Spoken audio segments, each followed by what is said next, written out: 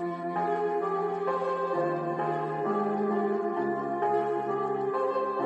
girls, load the spaceship. Out of space, out of world, out of galaxy with a different girl. Silicone, a TPE, it really don't matter which one it be. My mind keep visualizing future times, beautiful Android girls surrounding me. Filling my cup, full of joy, keep my life full of glee. Plenty ups, never down, the way that life's supposed to be. But unfortunately, if she a terminator, then I'ma have to terminate her. Gotta get rid of negative vibes, gotta go through negative foes, gotta block out negative voices, gotta get rid of negative souls. Had some people get discorded, just ignored it. Destiny is more important, so I just had to abort it. Had some people get discorded, just ignored it. Destiny is more important, so I just had to abort it. Yeah. Find me with my dogs in my solitude. Watch my family grow from 4 into a multitude. Been living it below sea level, finna rise to another altitude. Been searching, seeking knowledge, but all the time I had the aptitude. I flipped my mindset to the switch to say I will not lose. Mama said them sticks and stones won't break my bones, I never bruise. Whenever it come to trouble, man, the girls pull a tongue, we always cruise. I heard other dog owners get it out for me, but it ain't no news. I got 4 in the dough in Memphis so they can get the blues. If you need a few clues, they'll blow off your under rules. Send your compliment to the new girls I got coming through. Send your compliments to the new girls I got coming through. Out of space, out of world, out of galaxy with a different girl. Silicone, a TPE, it really don't matter which one it be. My mind keep visualizing future times, beautiful Android girls surrounding me. Filling my cup, full of joy, keep my life full of glee. Plenty ups, never down, the way that life's supposed to be. But unfortunately, if she a terminator, then I'ma have to terminate her. Gotta get rid of negative vibes, gotta go through negative foes, gotta block out negative voices, gotta get rid of negative souls. Out of space, out of world, out of galaxy with a different girl. Out of space, out of world, out of galaxy with a different girl. Out of space, out of world, out of galaxy with a different girl. Silicone, a TPE, it really don't matter which one it be.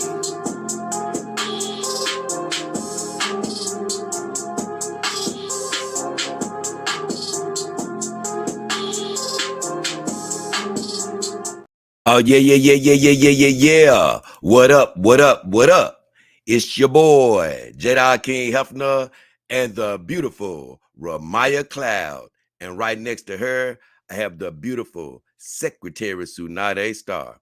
And welcome back for another show. Man, this is a good one, man.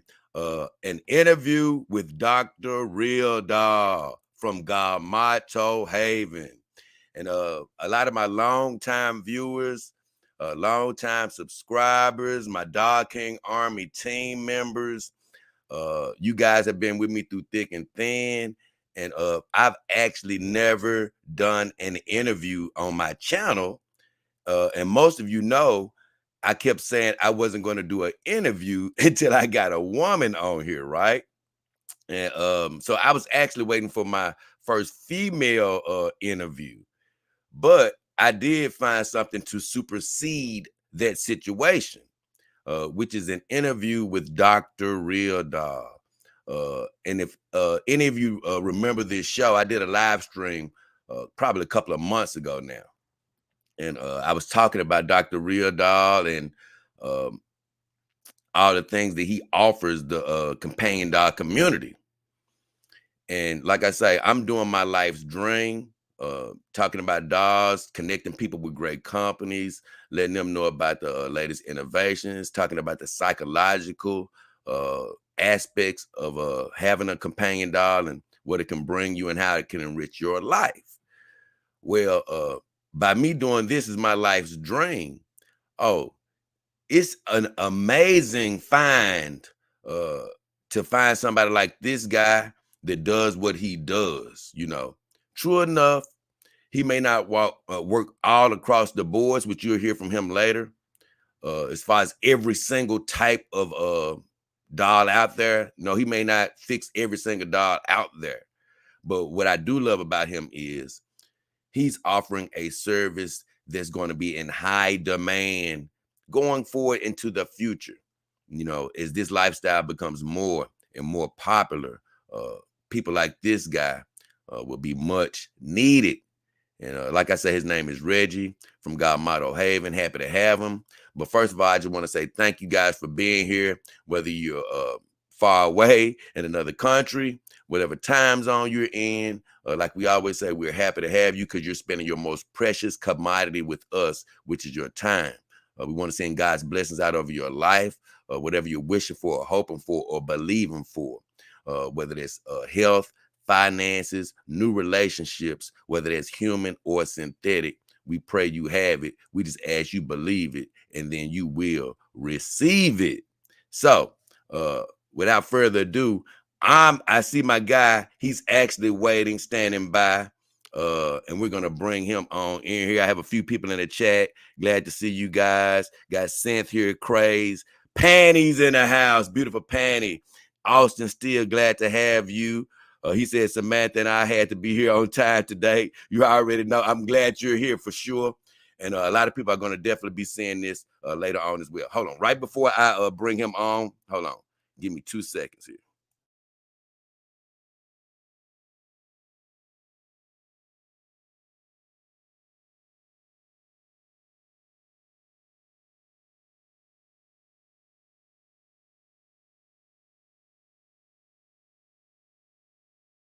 Like I say, very excited to have this guy. His name is Reggie. He owns and runs a place called Galmato Haven, which services pretty much silicone dolls with the focus on RealDoll. This guy is invaluable to the campaign doll community. Many people have said I'm a revolutionary and things of that nature. Well, in my eyes, this guy's a revolutionary. He's doing something outside of the box, and he has a very interesting story, and I cannot wait to talk to him. So without further ado, I'm bringing on my guy, Reggie, the Dr. RealDoll from Galmato Haven, right about now. Reggie, what Hey, up, Jay. what up, my friend? Good to see you and have you on Great the to see show. you. It's good to be with you. I gotta first of all say hello to Austin. That's my guy. So for big shout out to him. Thank you for having me on the show. Austin, you and the girls. Hope everything's good. Oh yeah, man. I'm gonna be quite honest with you. I think I first became aware of you because of my guy Austin. To be quite honest with you, Mm-hmm. because I love this game so much, man. And like I say, really the spark that made me want to get into this game is when I first saw my first RealDoll. That really started really sparking me to say, you know what, I think I can live this lifestyle. Mm-hmm. Well, as I was building up my dolls and things of that nature, and working on my channel, of course, I ran across Austin, and we became pretty good friends. And by him owning a RealDoll, he was able to give me inside perspectives on things that I had only thought about.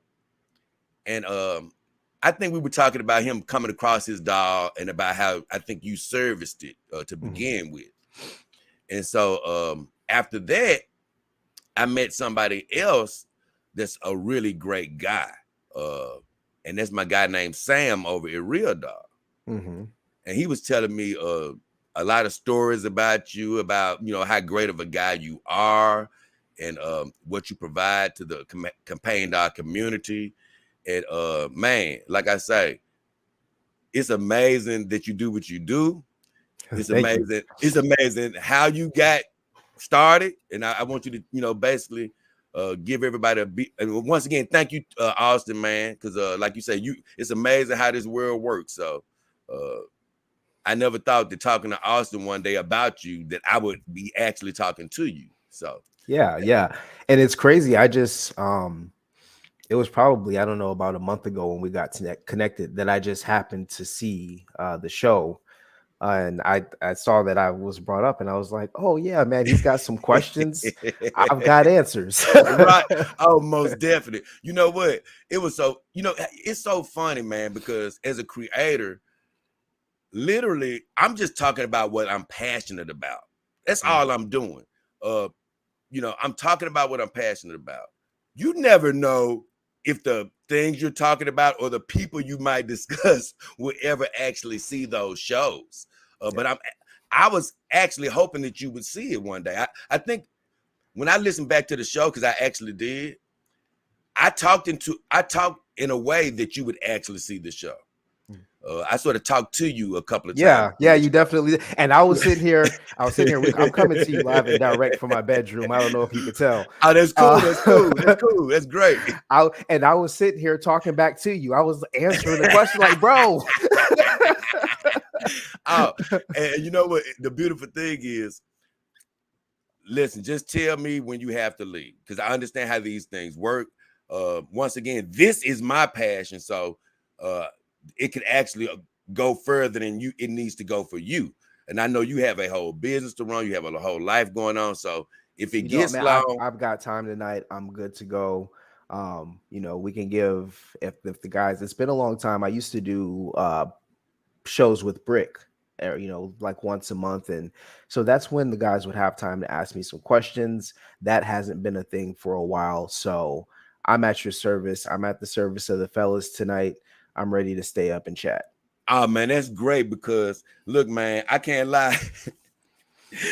I was going over not only my video, but other videos that I've seen you in. Mm-hmm. And I just scraped up the ones that I saw. I'm sure it's a million more out there.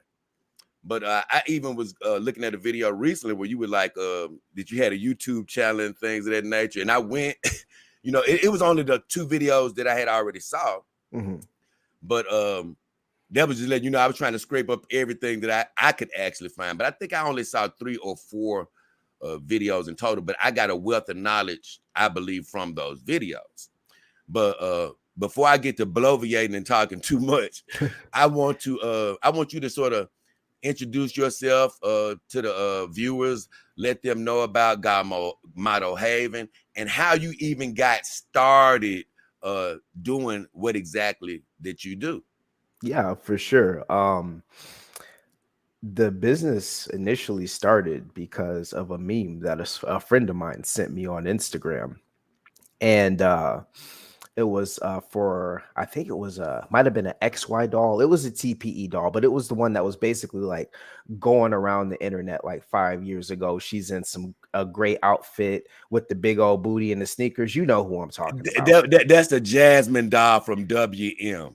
Yeah. She drove everybody crazy, because I can't lie. When I first saw her, I was like, you know what? I thought about getting in the game. Now I gotta get in the game. Yep. She was thick with 3 C's. Right. So, right. And not to interrupt, but that's before I knew that.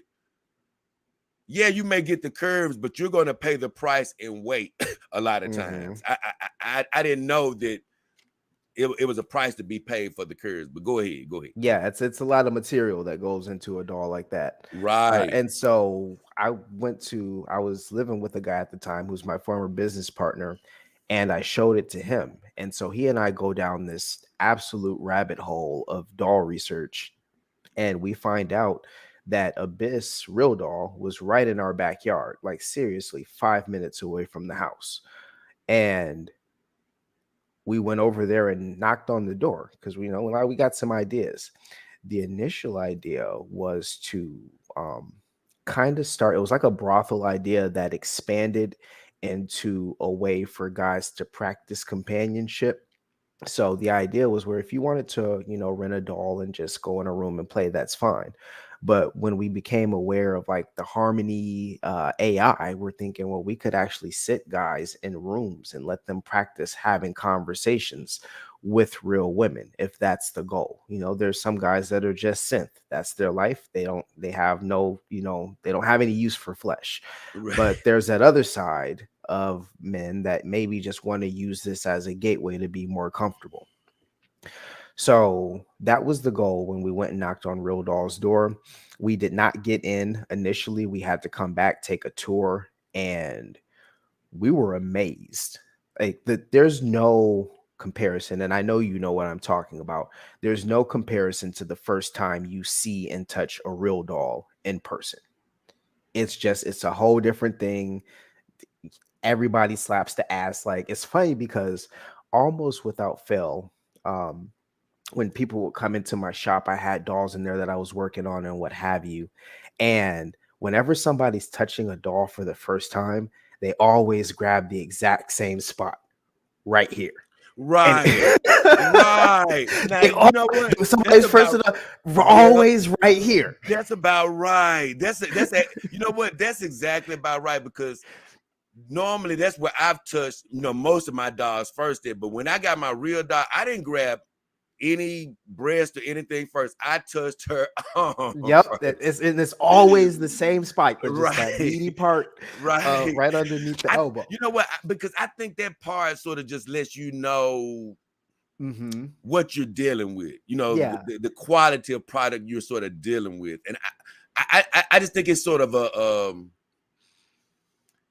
it's an involuntary thing. You know what I'm saying? That you Mm-hmm. just naturally go for their spot. But I don't want to interrupt your beginning. But hold on, You, I tell you what, yeah. I'll stop you right there. So, you've seen from my last stream. I'm going to be honest with you. I never have liked the brothel idea. you know, Yeah, it is. from from this, not and that's not down in you personally. From a business standpoint, I do think it's actually smart, and it's already a proven business around the Mm-hmm. world. I Mm-hmm. just Yes, think yes. it's just a bit nasty for me. You know what I'm saying? I know it's a sex industry with human women and things of that nature, but I don't really love that one either. I, Right, right. I understand it's a necessary business in some cases. It's the oldest business in the world, but put it like this. I even said it in the video. I'm glad, and I'm a spiritual guy. I'm glad that God intervened and touched, and this is what I feel, touched your spirit in such a way to where it sort of altered your path into doing what you're doing now, as opposed to the brothel idea. But I didn't hear you explain the other part of the brothel idea last time, as far as having a separate thing for harmony, where it can be just for companionship. And honestly, I do think that if you had to put that brothel idea into place, that would have been a great addition to the company, to have that as an option. So that still was a great Yeah, idea, well, even though you even didn't get even it. with the brothel idea, we wanted to expand it. We were planning to approach doctors where, if they're treating a patient for erectile dysfunction, and before they go test it out on their wife or their girlfriend or, their secretary, come by and see us, see if the treatment's working in a low pressure situation with somebody that doesn't give a fuck how you perform or not. And so, like, it was, for me, sex has always been an important part of my life, particularly sex as therapy, sex to improve yourself, to improve the person you're with. And so, even approaching an idea like a brothel, I don't want it to just be, the wham bam. I want people to really be able to get something legit out of the service I'm offering. And that's basically how we wound up on the road we're on now. We were sitting down with Debbie from RealDoll, and she said, well, yeah, we've had a couple people come to us with the brothel idea, but what we really need is repair. We don't want the dolls back after we've already sent them out, mixing in with our new stuff that we're trying to make now. And at the time, there were a few hobbyists out that guys would approach and send their stuff to. There's Dodge Man. Modtech is a really knowledgeable guy in a lot of things. Siege. So there were like some resources out there, but nothing professional. So Alex and I went back to the drawing board and said, hey, maybe this is what we need to do instead. And so we approached Abyss about it, and we made an agreement to become their official repair facility. No, time out, man. See, this is the funniest part about this story, as well as the most amazing part. The way you said that was, oh yeah, man, we just approached the biz. We said we wanted to do this. Man, did you know how much gumption, confidence, literal balls it takes to just, have the belief that you could just walk up to a company, have a conversation with them and say, okay, yeah, we want to do this. I mean, when I heard you tell that story before, I was just like, man, you know, for you to end up, talking to the woman and finding out, okay, there's another need in the industry for us to fill. Because going back just to the sexual part of things, look, man, it's crazy. I don't get physical with my girls. They're more like artwork and just companions for me. Mhm. But in human relationships, I was a complete animal as far as, you know what I'm saying? Uh-huh. And so I literally thought that I was going to be the same in this, in Uh-huh. this lifestyle. But like when I hit by, my attitude just literally shifted. My purpose shifted. I still believe, I'm still here for my viewers that just want to have sex with their dogs. I say I don't down them for there's nothing wrong with it. Like you say, nothing wrong with sex. But I come from the standpoint of you can get a lot more from these girls than just that, because I haven't done the sexual thing and I'm a sexual guy. Right. And And that's the beautiful thing about them is that when people ask me, when they find out what I do, one of the main questions they ask is, well, what kind of person buys a doll? And I said, think of a type of person. And they say, okay. I said, that type. Because there's so many different guys yes, in this lifestyle that have dolls for so many different reasons. It's not always sexual. There's some guys that sit their doll next to them, put an Xbox controller in her hand, and they game together. There's guys that take right, their girls out on dates out in public. There's guys who want a model that they don't have to pay every single time to try on clothes and take pictures and practice their lighting and shit. So that's the beautiful thing about this. It's a very small but still diverse as far as interests and what they're there for. So nobody can be put into a, a doll box, so to right. speak. um and that's something that's really cool that I've come to learn, being in this business. And I can't lie. I've said it a million times. It's so many different type of doll owners. You can be a doll owner that's doll exclusive. You can still Hmm. be dating human women. You can be Hmm. married. And y'all can introduce a doll in your life like that. You don't have to. You can be living an alternative lifestyle and be into the doll game. You In you know every single scenario you just mentioned, I have a specific person that came to mind that really. fits each one. Uh-huh. Yeah, absolutely. But hey, Reg, I got a million questions, and I don't. I got to go back to one thing. What actually clicked in your mind? Had you done previous businesses? What actually clicked in your mind and your friend's mind that, okay, we can literally start this business, you know, we can actually do this? What really gave you the mindset of really being able to pull this off when you were sitting there talking to the woman at RealDoll? Because that really blows my mind of, because see, a lot of guys, we think of things, people think of things. Oh, I want to do this. Oh, I want to do that. But you never really get off the couch. But you and your friend got off the couch, went to the place, they told you what they needed, but then you took it a step further into making it a reality. What really Mhm. made you believe you could do it? Um, there's certain times where you embark on something and it acquires a force of its own. Mm-hmm. So I can't tell you that there was some specific point where I went. I can tell you when I went, oh, this is happening. That was when we got our first loan, like when we actually convinced somebody that we had a good enough idea to get money for. Right. But the process itself just flowed. It flowed from one step to the next. And so before we knew it, we were switching up the business plan, and Alex had a contact that we took it to, and he did some financials for us. Um, and the conversations with RealDoll just kept being productive. They kept happening. And so I think because they've had people approach them they get approached all kinds of times for all kinds of things. And I think even Mike told me this once, that he thought eventually we were just going to kind of go away. But we didn't. We kept having meetings, we kept coming back, we kept tweaking what they were going to need. And then we found a building. The first one we found didn't work out. Like, we were almost through the getting ready to sign the lease, and they found out like what we were doing, and they were like, nah.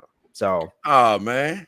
yeah, we had to go to a second place, but it ended up working out. I was there for 3 Right. years. Um, and we got the business started. And it started with just repair. I went to Abyss and I interned there for 6 months, learning how to do everything that their technicians do.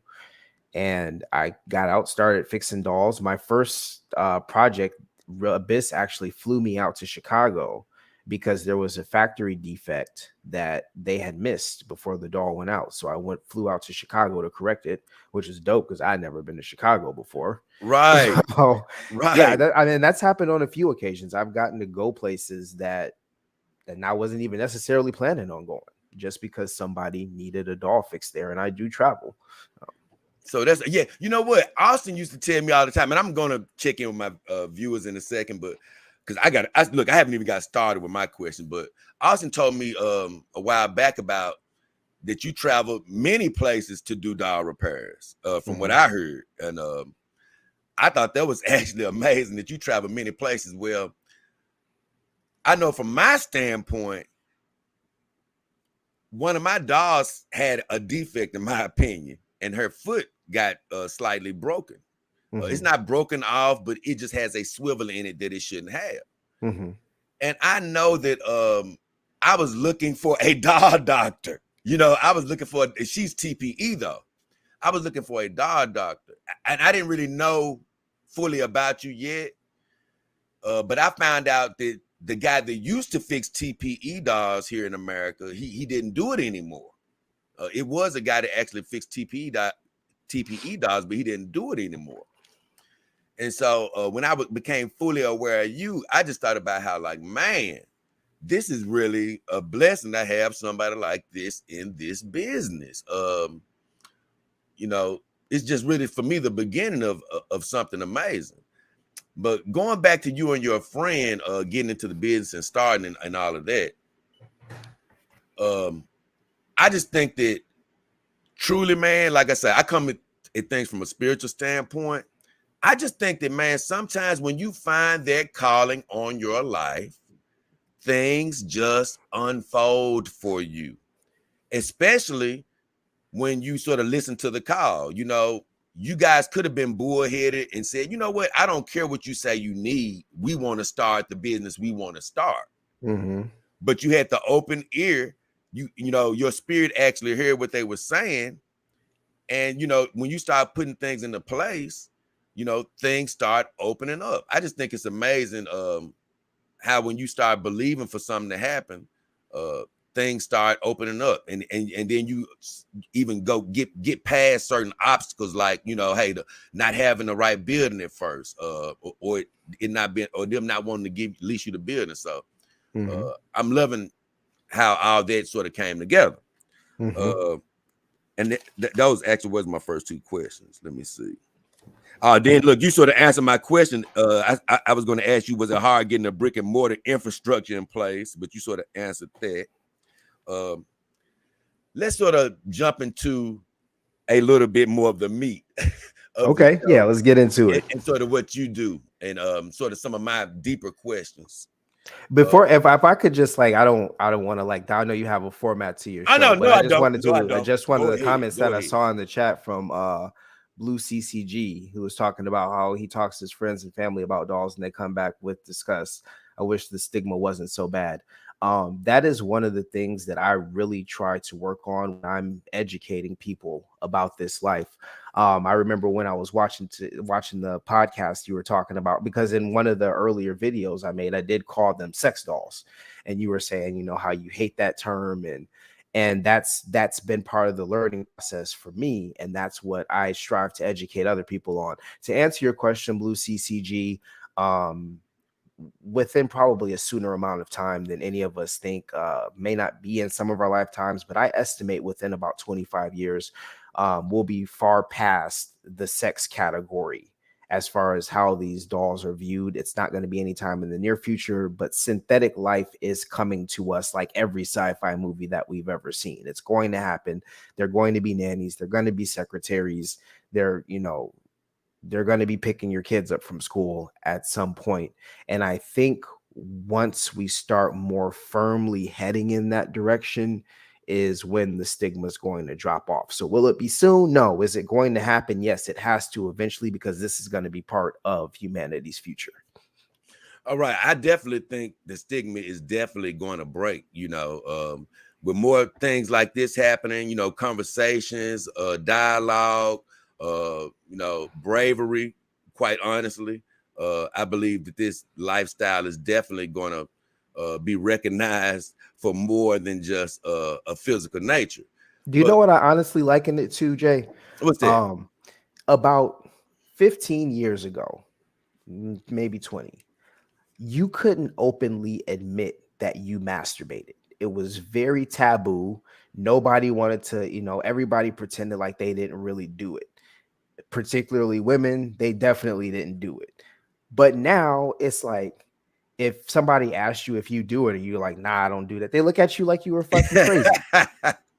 So I think it's going to be that same thing kind of. It's just a socialization that has to take place. For some people, they're never going to be okay with it because it's the uncanny valley. All right. They're too close to looking human and they don't. And there's some people that just can't handle that. But that's a whole other thing. But as far as the judgment, that'll go the way of the dinosaur. It'll go the way of masturbation eventually. And I'm gonna be honest with you. I can't lie. I definitely know that as far as the masturbation thing, I don't know if it was ever really a thing for guys as much. It was a thing. I'm agreeing with you, but it's really a thing with women admitting that they do it. And now women are proud. They'll tell you about the 30-inch dildo and the rabbit and the clit sucker and the rose and all this stuff that our dick can't do. Man, look, bro. When you was doing that show with the two ladies, man, they talked about. I forgot the name of it. I think it started with a G, but it ended up being a vibrator, right? But they were like, yeah, if you're gonna have more fun with the vibrator than with the guy, then just go with the vibrator. But they wasn't calling it a vibrator, they was calling it something else. Mm-hmm. And I was like, what the hell is this? And I went to go look it up and I was like, oh damn. So I guess what I'm saying is it's a million names for all the contraptions that they use. And like you say, they are definitely proud of using it, but it just shows basically advancement, where I give my predecessor a lot of credit, my guy Hugh Hefner, of really spearheading the sexual revolution in a whole new way, because this isn't a fake name of mine. This is actually my real name, this is actually my real name, because I was just motivated a lot by him, It's not only because of him, but a lot of things about him I was motivated by. And I want to bring the same change he wants to bring about, but it's crazy. Whereas my actual focus isn't sexual, but I don't down it. I don't actually down it whatsoever. Yeah. But I want to speak on something you just said about things changing. And like I say, I do believe they will. And they will happen probably quicker than most people think they will. They will happen quicker than most people think they will. So I'm glad you did answer one of my guys on here. And I know it's going to be a lot of questions from them. There's going to be a lot of questions from my people. But either way, I want to jump into something about, your business, right? Mm-hmm. Galmato Haven, the actual business. I want to jump into that for a second. And I know you offer repairs, cleaning. You have the insurance plan, which I know we're definitely going to talk about. Right, we're gonna talk about all of that. So, can you just give everybody a brief breakdown of what Galmato Haven does, what all it does today, what all it does? Yeah, absolutely. The main thing we're doing right now is generally consignment service. So once guys are looking to rehome their companions, they'll send it out to me. I make sure she's in top shape, get her sold, and then cut a check to the owner for when that's done. So that's pretty much mostly what I do. A lot of the repairs that I do are for dolls that are consigned and then they're going back out. But I still do get a fair amount of repairs in too. So those are the two main things: it's the consignment service, it's the repair.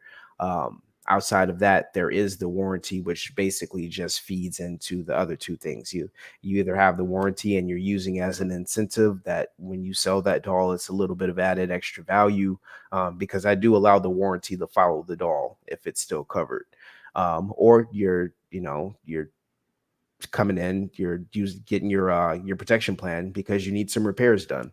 So those are the three main facets of Galmato Haven. I've done some other things throughout the years. I had a fashion brand that was going for a little bit, but at COVID kind of killed that off, being able to do that the way that I wanted to. So eventually may build back up to it. But right now, the three main focuses are the consignment, the repair, and then the protection plan. Man, I can't lie. That's one of the questions I was going to ask you about a little bit later. I saw a video where you were talking to a lady about a clothing section for Galmato Haven. About a fitting, what you call doll fit, as a matter of fact. Yep, doll fit. Yeah, doll fit. I thought it was a great idea because you are right on the money.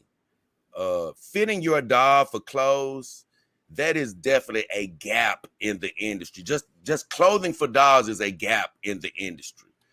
I've often wondered to myself why more companies don't make their own line of clothes for their dolls, to be quite honest with you. But they don't, pretty much. That you may be able to get an outfit or two. Yeah, you get whatever they came in. Right. But it's still not quite like you were doing, where it's made easily to take off. Because if you're a doll owner, man, one of the things that's a hell of a headache is, even though I love all aspects of doll ownership, I'm gonna be honest with you, it's all exciting, but it's a hell of a hassle getting shirts on and off your girl. And the way you were doing it, it reminded me of like things I've seen on TV where these, like you say, women or men or whoever, they'll make these suits where you can just yank off your body. Yep. And I was like, man, it's an ingenious idea. But when I went to your site to actually look for it, I couldn't find it. I was like, man, where is it at? I can't wait to ask him about, what actually happened to it, because I thought it was a great idea. But you say the COVID killed it off. And how did that really happen? Supply chain issues. Doing specialty clothing like that takes specialty stuff, and we were able to turn out some really, really cool stuff.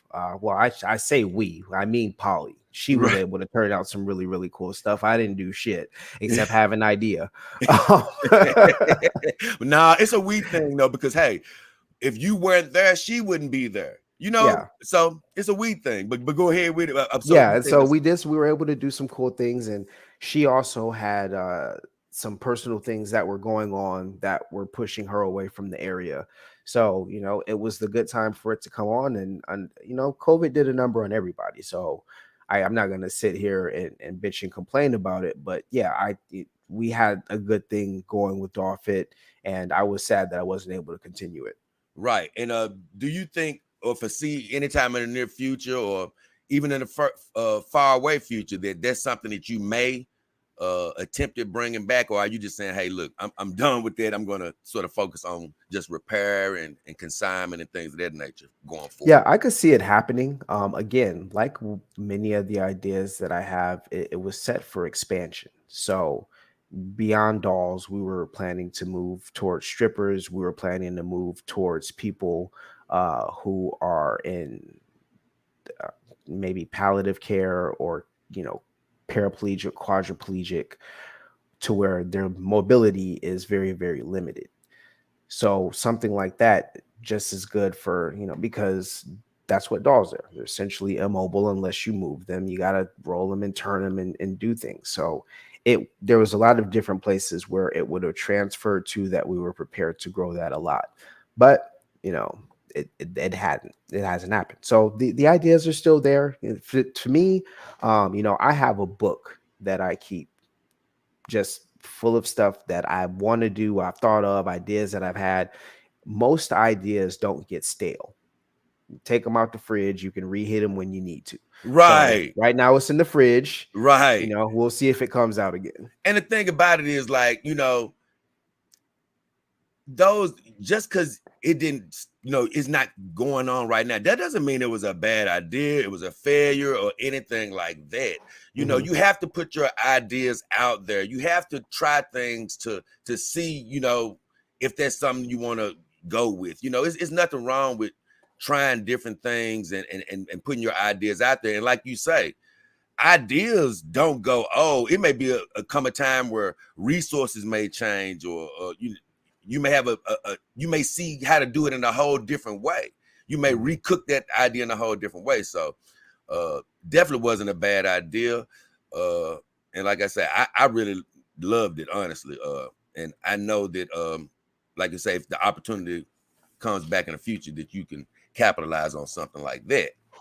But you know what? You just brought something up about paraplegics. And I've always said, if you're going to get in the dog game, it's really a caring lifestyle, because that's exactly what these dogs are. You know, you have to pick them up. They're not going to pick themselves up, at least not yet. And they are like paraplegics. So you hit on a major point there. And just for a quick second, I do want to go back to something you said earlier when you were talking about sort of using them, getting in contact with doctors for maybe using them for people who had erectile dysfunction.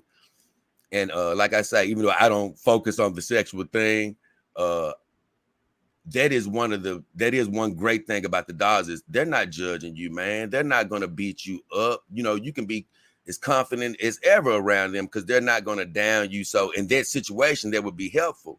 But I also said this, that it's people that, man, have certain conditions where they can't really come into contact with people. You know, they may have something that's infectious or something, but guess what? They could come in contact with a synthetic companion, you know?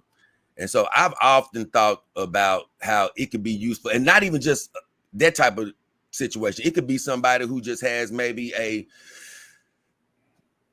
different type of disability where they can't develop a normal relationship, you know, but they may be in a hospital setting. And I'm like, you know what? I like the fact that you even think that dogs can be used medically, because I'm like, you know what? I think it's a space for dogs to be used in the medical field.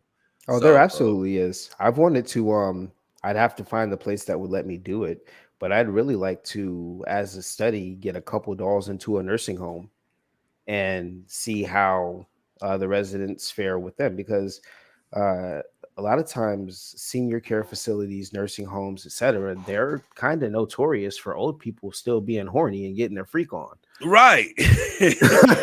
I mean, I'm gonna be honest, man. I was doing a show one time, and not only that, man, like you say, even if you can't still get your freak on, it's still something to be said to, let's just say you're a man of age, and you still got a young beauty sitting next to you. Hey, guess what? If it didn't work, it may perk up.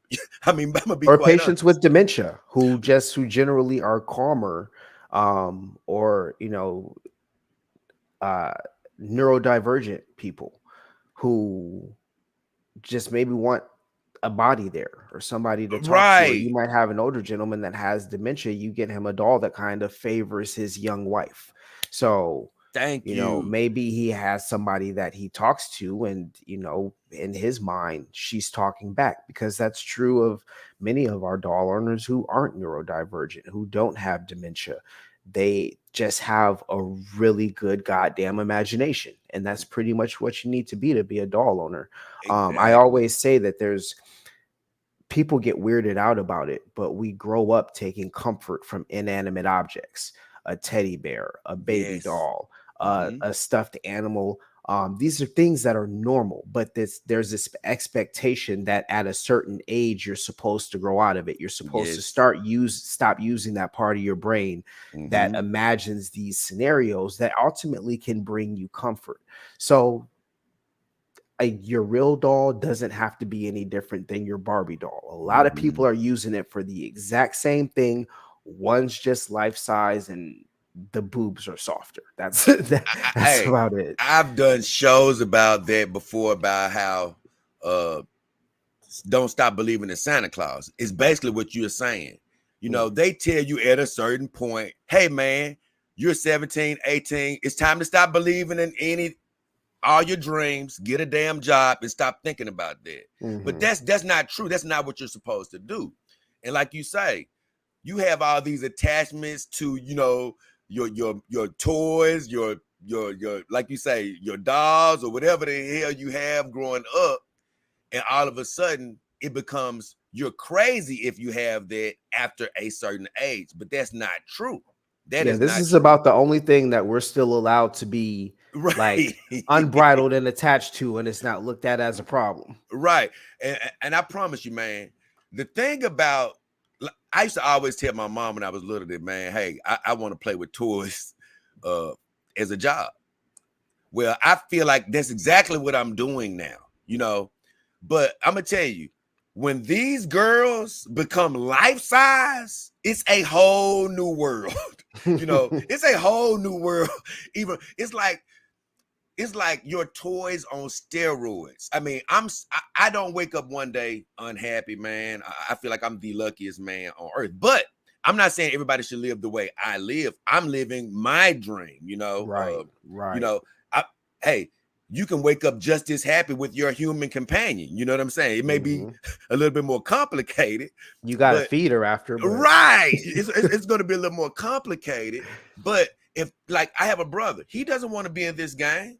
You know what I'm saying? Yep. He dates human women 100% of the time, but he respects what I do, you know. But here's the deal: he's happy in what he does. Well, I'm happy in what I do. It's different strokes for different folks. You know, find your happiness and indulge in that. You know, as far as you're concerned, though, you know what?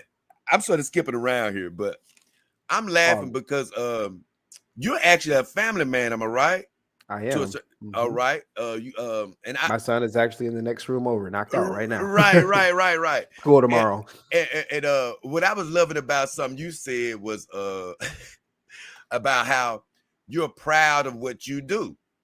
You're proud of what you do. And I'm like, yeah, I love this about this guy because, you know, like you say, it may be a stigma, but you know, you're proud of the service that you provide. You know, you have pride in your craft, in your art, right? Because I do consider you an artist. Well, it's sort of the same with me. I have a pride in what I do. I have a pride in my girls. So a lot of times when people say, hey man, how can you go out in public with your girls? Well, when I had a car, I was like, well, the thing is, it's like a human woman. When you get a human woman and you love her and you're proud of her, hey, you want the world. Hey, I got my human. Hey, y'all, look at her. Well, it's the same when I was able to go out with my girls. And if your girls had 4 wheels and an engine, nobody would be mad that you wanted to take it out. Sure. Right. But there's like rules to what you are and are not allowed to be proud to own in public. And it's a weird thing. And you know what? I promise you, I always tell people, no offense, I'm just one of those guys that don't give a damn about people's judgment. Your judgment is not finna, look, man, when you go home, you ain't thinking about me. So I'm not finna be thinking about you while I'm living my life. You can stay upset. You know what I'm saying? Hey, put on a cape and be super mad. It's easier said than done because a lot of people do not want to be talked about, beat up, ridiculed. Because when I go out, it's a lot of smiles, but it's a lot of you're crazies behind my back. You know, and you have to be controlled, not react to people, keep going forward, you know, stay in your own happiness. So it's complicated, but yet and still, when you don't let others dictate your happiness, it can be very easy, right? And so, especially when you're doing something you love. And, you know, I'm proud of my channel. I'm proud of what I do. And I'm getting back to back to you. I love the fact that you're unapologetically proud of what you do. Let me show you something real quick. Let me reach over here, pull this up. This is one of my favorite things. I keep it right here in my bedroom. Let me see. This is a world map, and on it are little pins. Yeah, you can see them. Those purple little pins right there. Yeah, that's all the places where Galmato Haven has been. We've been all around the world. That's Australia, New Zealand, both got pins. Most of Europe you can see is pinned. It's a pin in South Korea, and obviously all the states, Canada, Alaska. So yeah, I'm extremely proud. I am, um, you know, I'm not as young as I once was anymore, but Hey, I'm still a relatively young man, and I've built a worldwide company. It's not worldwide and hasn't made me a millionaire, but I've taken something around the globe that didn't exist before. And um win, lose, or draw, that's always something I did. oh, let me tell you something right now. It ain't no lose or draw involved. You won, and you are a winner. Your success, even right now, is not dictated on the dollar amount that you've amassed. You are successful, my friend, and here's the deal. It's not like you're gonna stop growing in success. You're going forward from here. This industry isn't getting any smaller. You are going to be needed. Your expertise is going to be needed. So whatever you have now is going to multiply. Like you say, you created something out of nothing, and it is a needed service. It is a much needed service. And like you say, man, a lot of times we do focus on the destination, and sometimes it's hard not to do because you want to be a success that you imagine. But sometimes when you just take a step back and look at all the steps along the way, I mean, you went from a guy talking to them about building a company to showing me a map of 1 million places that you've been around the world. That guess who hasn't been there yet? Me.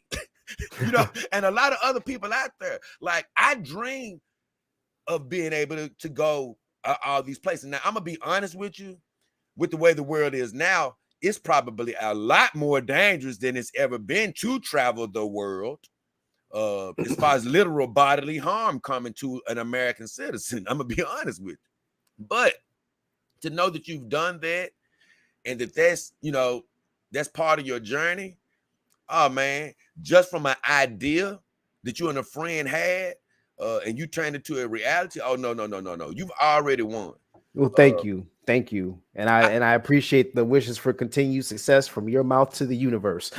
All right, thank you. And I want you to, and another thing, man. Hey, around here, a big thing on the show is we speak straight positivity, because those words are powerful. Believe me, brother. I seen the show you did from 3 years ago. You look no different. You're getting younger. Hey, look, hey, you're getting younger, baby. Hey, look, that's what we always say. Can stay positive and things of that nature. But I'm telling you, man, I really see good things from you guys over there. This one question I want to ask you though. I was looking at your video, and guys, I'm finna come. You know what? I'm gonna take a break from me after this, and I'm gonna check out some viewers' questions right quick. But I want to ask you this before I go any further. You were doing a video with Brick, I believe, and I was just, you were talking about all the stuff you do. You were walking around showing all your tools and, hey, how you work on the girls, blah, blah, blah. Very interesting show. But I was just thinking like, man, because you said you did all the repairs, blah, blah, blah. But I was thinking like, you know what? Reggie went to RealDoll with somebody. Where is the guy that Reggie went to RealDoll? Is he even still in the picture? What happened to this guy? Is he is he a silent partner? Does he just do none of the physical? Is he just I was like, because, I was wondering, is it just you now? Is he still even around? Short answer, no. Okay. I think at the time we started the business, he was in between jobs, and being that he was looking for something to do, his enthusiasm level was higher. I think it was a combination of him being able to find other work, and I don't think he ever really got used to the doll association stigma. He couldn't get used to the, oh, that's cool, but right. That doesn't bother me. I'm gonna do what I'm gonna do, and that's been me since I was knee high to an end. Right. And so I think, at a certain point, we realized that it was in the best interest of pretty much everybody involved for him to step away from the business. Um, we remain cool. Our kids are best friends. So yeah, it's been me probably for about the last three. I mean, for the majority of the time the company's been in existence, it's just been pretty much me that's been Man. running it. That, Yeah. I was really curious about that because I was just like, man, because when I heard, I was like, Reggie said it was more than him. I wonder whatever happened to the other guy. But once again, man, things always happen like they're meant to happen. God bless him. This industry or this lifestyle, it's just not for everybody. And let me tell you No, it's something. not. Being out front is not easy. Like I say, being out front is not easy. Everybody can't do it. Here's the deal. Everybody that did anything outside of the box was a lot of times looked upon as crazy, foolish, dumb, blah, blah, blah, until 10, 15, 20 years later, all of a sudden, everything is just fine. People are using the product that they came up with or doing whatever they invented, and they think it's just a normal part of life, although somebody had to get stepped on a million times, not give a damn about getting talked about to allow that to happen.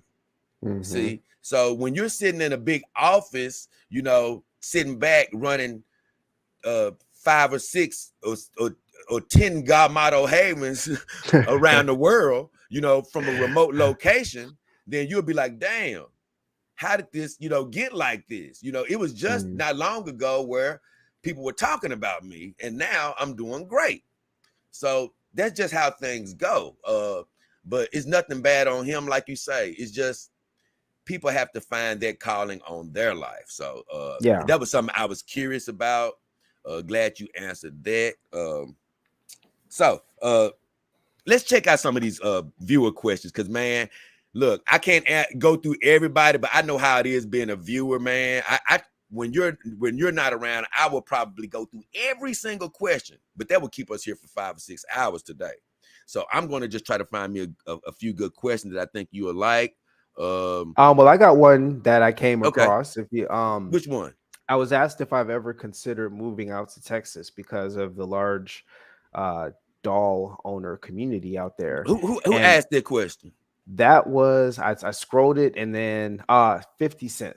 That's Okay. 50 Cent. Okay. 50 Cent sounds like Mike Tyson going to a rap concert. I'm going to see 50 Cent. Have I considered moving to Texas? Yes, I actually have considered moving to Texas.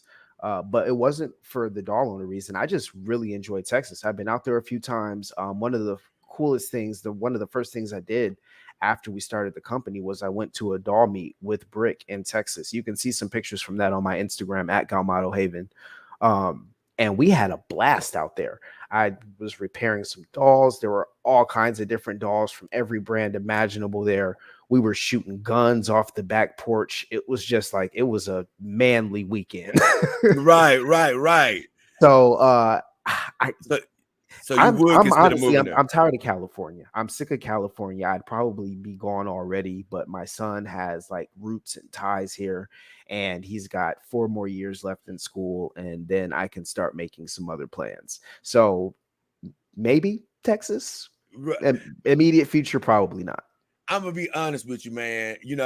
For people, I know for me, my life, I used to always want to get out to California. Be close to the beach, the 24, the year round good weather. And I actually was blessed to live out there almost 2 years, chasing another one of my dreams in the past. And so I love everything about it except for the cost of living. Honestly, that was a hell of a. I mean. Literally, man, for a fourth of what I pay out there, you can live where I am here in Tennessee. So with a lot more room. I mean, $2,000 a month, man, you can live with somebody, your next door neighbor's leg on your head. I mean, that's what it can get you out in California. So yeah, but it's so beautiful. I look, even though forget the smog and all that in LA, I mean, it's still I love it from just the beauty and all of that.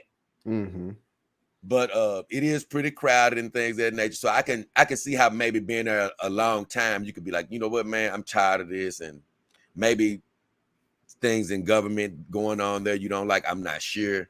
Yeah, it's But not too much all that. But it is it's really expensive. And I've been out yes, here for 23 years now. I'm from Ohio and Michigan, so I'm a Midwest kid, but I love San Diego, but I just that's where you are. sometimes you just gotta switch up. Yeah, down in San Oh, Diego. oh man. Ooh, I can't lie. Oh my God.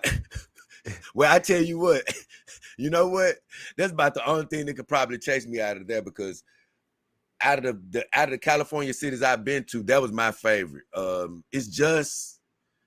It's not quite like LA, with the No, just straight definitely not. hustle and bustle. I don't know how it is now though, but I know when I visited, it was like, man, a more calm down version.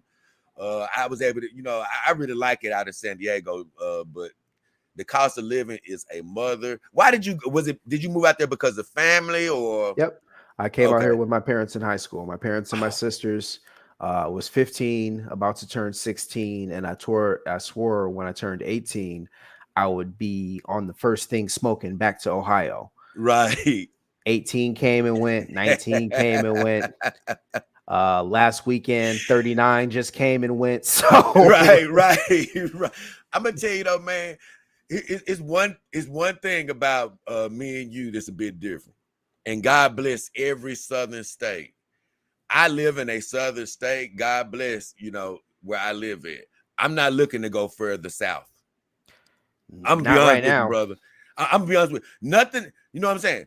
I'm gonna be honest with you. I'm not trying to go north either, because I don't like the cold. I just stay where I am. You know what I'm saying? Or either I would move out west somewhere, because like I would love to be moved. I would love to have always lived in somewhere like a Phoenix or somewhere like that. But make a long story short, I've always said, man, I don't really want to go down south. Maybe a Miami or Florida if I had to, but definitely not Texas. God bless you, Texas.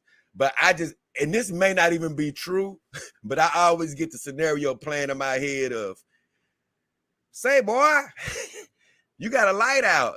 No, I don't. Clean? Yes, you do. I promise you. Well, yeah, if I went to Texas, it would definitely be major city Texas. I've always I used to tell one of my good friends, my friends, because like I said, I'm gonna be honest with you. If you listen to my show, I hate talking about, honestly, black, white, all that. It's to me, it's non-existent. We all human, man. You know what I'm saying? Yeah, We're but all unfortunately human. for some other people, it's still very, very much existent. Oh So yeah. I don't care about it. That's the whole thing. People say that I should care. I don't care that other people think that it's existent. That's fine. You can think like that. The truth is, we're all human. I don't have to think like that. You know what I'm saying? And I'm like, but you do have to be careful where you go. Right. Oh no. Like I told you about the sheriff. Even though I don't see things like that, I know things like that can happen. But my personal attitude, I don't care. I'm still seeing you as a human, Yeah, exactly. You can be optimistic without being naive. They don't have to. Right. Because the truth is, no matter what people say, we are only one race. It's no black race, bro. It's no Chinese race. That's a lie. It's a human race. It's a human. That's literally all we are. We are all human. Yeah, we got different skin color. You're human, bro. So that's what I say. We're all really one race. I don't care what these people try to say and all of this stuff. But you have people that will choose to see that in a very negative way. And that's one thing that would have me avoiding Texas, even though I know a million people who've moved down there saying they've had no problem and things that, people of a darker hue say they've had no problem. But I just know that, man, like I say, I'm not in any mood to go any further down south. And let me tell you something else that you may not be, or you may be aware of. Man, you don't want to mess with the humidity down south. Yeah. Ooh, Lord, brother. It ain't like Cali. Like Cali, man, it's always a breeze. You know what I'm saying? I don't care if it's 100 degrees outside. It's always some sort of a breeze. Man, look here. in the South, bro, you finna be sweating bullets when it's 77 degrees outside. Well, yeah, like I Believe me. said, I'm from Ohio, so we used to get that crazy humidity too. And you're right, Oh, we did don't. you? Yeah, yeah, Ohio gets crazy humid. I thought that I remembered, and then I went back, shit, about 6 years ago, um, and I was out, and it was just like it just wraps you in a this wet blanket of air. And Yes. so, I've been down to Florida. You know, I definitely know about that humidity. I don't remember it being too bad in Texas. I spent some time in Dallas. The doll meet was kind of in the San Antonio area when we went out there. I've never done Houston, but from what I heard, I don't really need to go to Houston. I'm not that interested. Maybe it's better than I've heard, but I haven't really heard a whole lot of positive about Houston. But I really, really enjoyed Dallas. I could maybe set up there. I thought San Antonio was pretty too. I'm gonna be honest with you. Oh my God, Houston has a nice view, and I'm not talking about the landscape. Lord have mercy. I've been there before, but here's the deal. It was literally booty heaven. I promise you, man. It's a booty on everybody. You know, it's really like that here in Memphis, but because we got booties here. But I'm telling you, Houston it was a different level of booty. But all I remember in Houston was this. You haven't seen anything till you go to Dallas. You know what I'm saying? And this was the Houston people telling me this. Yeah. So if you've been to Dallas, like you say, I guess there's no reason for you to have to want to go to Houston, but as far as moving there. But with all that said, I want to see if it's you see any other questions that you might have wanted to answer? Let's see. Austin made a funny comment about Asa giving his mom a good jump scare. I'm so glad that you didn't follow through on that buyer's remorse, Austin. We know, There you go. yeah, yeah, we know that it was a good decision for you to hold on and got Samantha. It's good. That's Yeah. like I love those stories. I do too. Like I say, the thing about it, man. Like I say, these dolls and things, they're so much more than what people want. You know, people want to categorize them. It is a certain amount of doll owners that see them as just sexual. No problem. You know, use them for what you need to use them for. But in a lot of cases, they are so much more than what people imagine. You know, like it's go back to what you said, like your stuffed animal on steroids, a lot more elevated because it's life size. You can have a different connection with it. So when you're proud to have one of these synthetic companions in your life, it's like anything else. You're still going to want to share it with your parents, your friends, or whoever is close to you. And so, you know, it's important for all of us to realize, like I've said, they may not always accept them at first, you know, but a lot of times, man, it's just like anything else. After a few days or something, or a day or something, I'm not even thinking about it like that anymore. You know what I'm saying? I had people that find out that I had a doll and said I was crazy. And now they're saying, hey, you know what? I look at your show sometime. Hey, wait a minute. You just said that I was crazy several months. Because you know why? It does over time when you decide to do what you love to do. You know what I'm saying? They're not gonna worry about it. You know what I'm saying? And that's why it's best to go ahead and live your life. And I'm glad Austin, like you say, kept Asa in his life. And let's just hit on Austin for a quick second. Man, and of course we got a little nitty-gritty to get into the men you got to discuss, of course. But man, I am so damn happy that you were able to fix that woman. Yeah, because she was here for longer, I think, than Austin was getting a little antsy, but I had to make sure she was done properly, get all the proper materials, make sure. And you know, that bobblehead she had in her neck, that gave me some issues, but I eventually finally got it fixed. So I promise you, man, I had seen enough footage on you. I was like, nah, man, this guy can fix it. You know, I saw even in some of your videos that which seemed like worst case scenarios. I'm not sure where it rated on your scale of how bad it was, but from my standpoint, I saw things that you were working on that seemed to be a lot worse. So I was like, you know what? He ought to be able to fix this unless it's just something that I can't see that there's this going on. So was it something that was super duper challenging, or how you feel about it? was it It just was a harder part? than it needed to be. I'll put it that way. Okay, It was okay. harder than it was just, the thing was, it was a weird connection in a deep spot that's hard to get to. And, sometimes you got to get in there with the wrench at a weird angle. And I got the drill over here trying to loosen, and I get it too loose, and I get it too tight, and I got to go back in there again because now it's frozen and it won't move at all. Oh, but there's so many I can't find the word, but likenesses that I find for the work I do. Sometimes it's like being a real doctor. Sometimes it's more like being a mechanic. Sometimes I'm engineering some stuff. And so, just like when some mechanic is, trying to tear apart the transmission or whatever, and he's got to get in there and twist his arm funny and get the right tool. It's the same thing. These dolls they're engineered, and when you fix them, sometimes there's some parts that are inconvenient to get to. By and large, though, RealDoll has done a great job with making the things that generally need to be fixed fairly accessible so that I can get to them. Man, I can't lie though. It's funny to me to think about like this, right?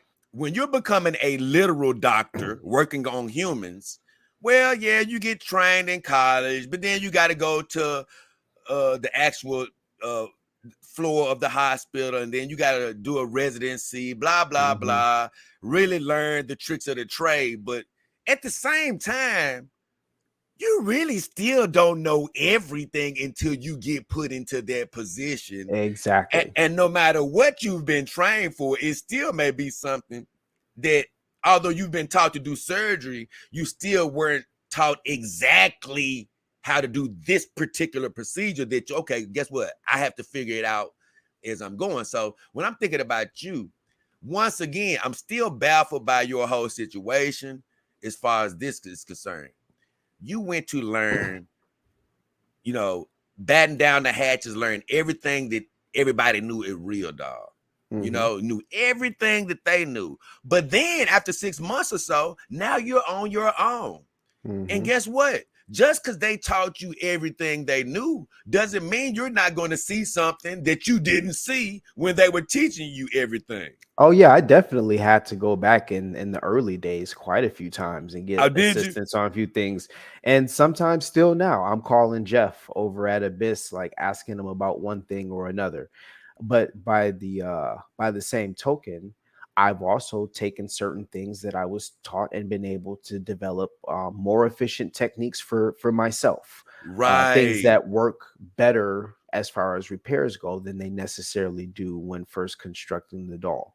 So as even though you don't get to go into it learning everything, as along the way you learn everything. That's just the way it goes. Right. You do it long enough and you see enough things, and you kind of know in there how to go in there and jump it and take care of it efficiently. And so, well, to me, it's like I say, you're becoming your own doctor now, your own version of yourself, as far as like you say, you were a pupil, they taught you the ropes, you go in, you do things as they teach you, but now as you make adjustments, you're becoming something different. It's almost like a mutation. You're becoming you can actually become something different than what they imagine, a whole different type of doctor, as far as like you say, you coming up with things that may be better than when it was first constructed. My question is, do you ever share those things and be like, hey man, I sort of made an adjustment and this is probably actually better than it actually was? You guys may want to think about actually making it like this to begin with. Have you ever done that? Abyss is they're very particular about the techniques that they use, and they also have an entire staff that they have to train to do things a certain way. So for me, if I decide to switch something up, it's just me. There are things that I've switched up, forgot I switched them up, did it the old way, had to switch it up again because I forgot. So with them, if I take them some idea that I've got, not only do they have to switch it up, but they might have to switch up some production methods, and then they have a whole team of people that they have to train on that as well. So it's not necessarily as efficient a thing for them, but it allows me to stay on my toes and keep being creative in how I approach the work. Okay, but that's still cool though. Like you say, hey, sort of a service that you sort of provide exclusively. Hey, if this goes wrong, I can fix it my way, and I know that it's going to stay fixed. Me personally, man, this beautiful lady that I have next to me, my first RealDoll, I can't lie, I got her recently. I was so happy to get her. Man, she's a immaculate girl. I really love her. Man, but man, she's my 7th doll now, and I'm actually an affiliate of RealDoll now, so all you out there, of course, you already know if you want a RealDoll or actually any other doll in the world, you can go through the links that you can find in the description of my video or in the about section of my YouTube channel. But with all that said, man, I did have a bit of a problem with my RealDoll. And I did talk to Jeff and the guys over at RealDoll. It's all handled as far as, hey, they're making me feel whole as a customer again. But, man, I was a bit upset about it just from the standpoint, not mad or anything, but just a little upset about it that, man, when I got my girl, her hook was bent. Her hook was bent to the side. And I was like, man, when you're getting a RealDoll, you just want everything to be perfect. That's all. You want everything to be perfect. Even though, like I said in the video, things can go wrong in production, shipping, all type of stuff. Yeah, and I'm like 102% sure that it was the shipper that caused that issue, because I use the same shipper that they do. Right. And, honestly, sometimes it's like those guys want to see how much of a beating those crates can take on the trip. Let's throw it off the roof, see if it survives. I've had forklift punctures in the sides of crates. Oh yeah, I can believe that. Yeah, the slats missing off the side. Open up the box, the doll's head is damn near falling off. So a bent hook, you definitely don't want to see that. I don't know if she had any other issues that were quality control issues, but those shippers, most of the time, everything's all good. But when they fuck it up, they fuck it up good. And like I say, I'm not really even looking to place blame. This is just being curious as a customer, though.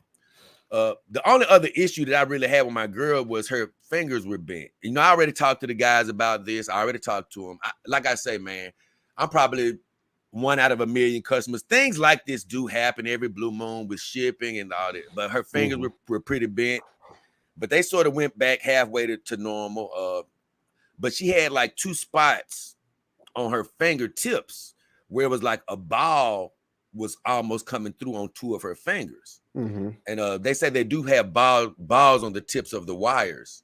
And once again, just for me, I was a little bit upset only because, I have dolls that cost a lot less over here with none of those issues. So as a consumer, I was a bit, I didn't really love that, but I'm glad that they talked to me about it and they met their concern. But my bigger issue about the hook was, the only thing that could really concern me was if you were to see the hook, which I can actually show it to you, but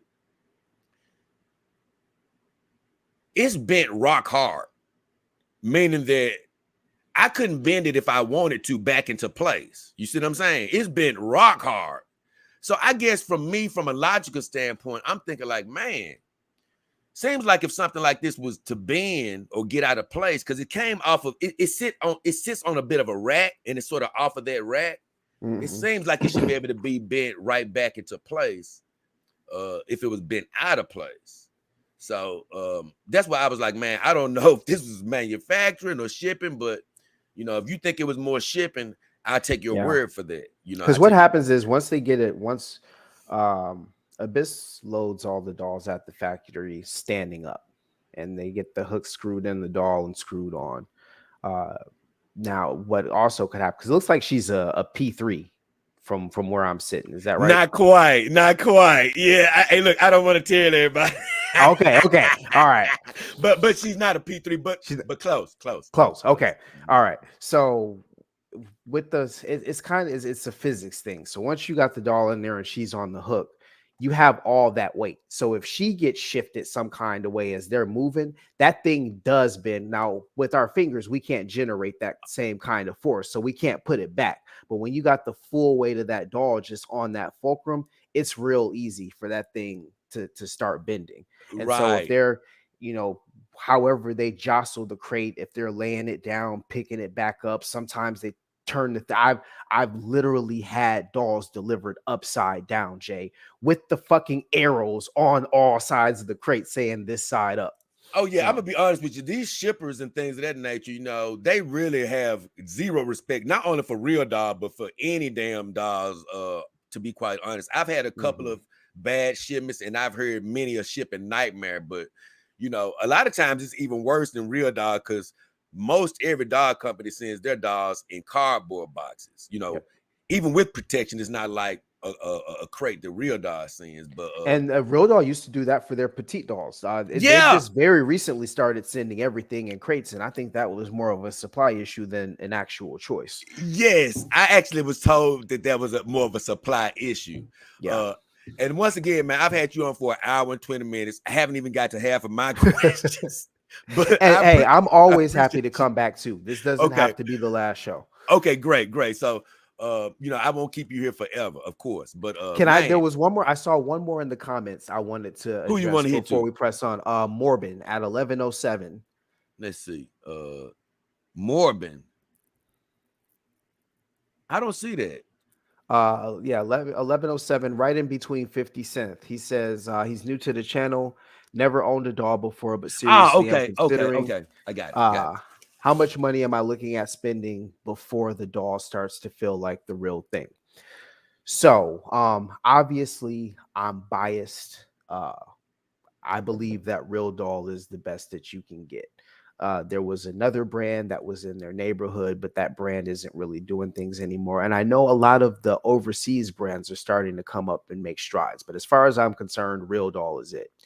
Now, if you want to buy one new, um, I do also do new RealDoll sales, but we're on Jay's channel, so I'm gonna tell you, you buy that new doll from Jay.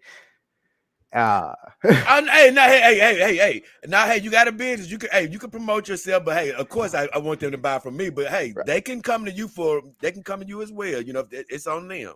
So Yeah, and you know, so I won't get too much into the new doll side because again, I feel like I'm in this man's house, and maybe next time I'll talk some of the stuff I do with new doll sales. But for today, a lot of times I've had so many customers that they're not quite sure they want to go dropping $6,000, $7,000, $8,000 right out the gate. So that's why they come to me.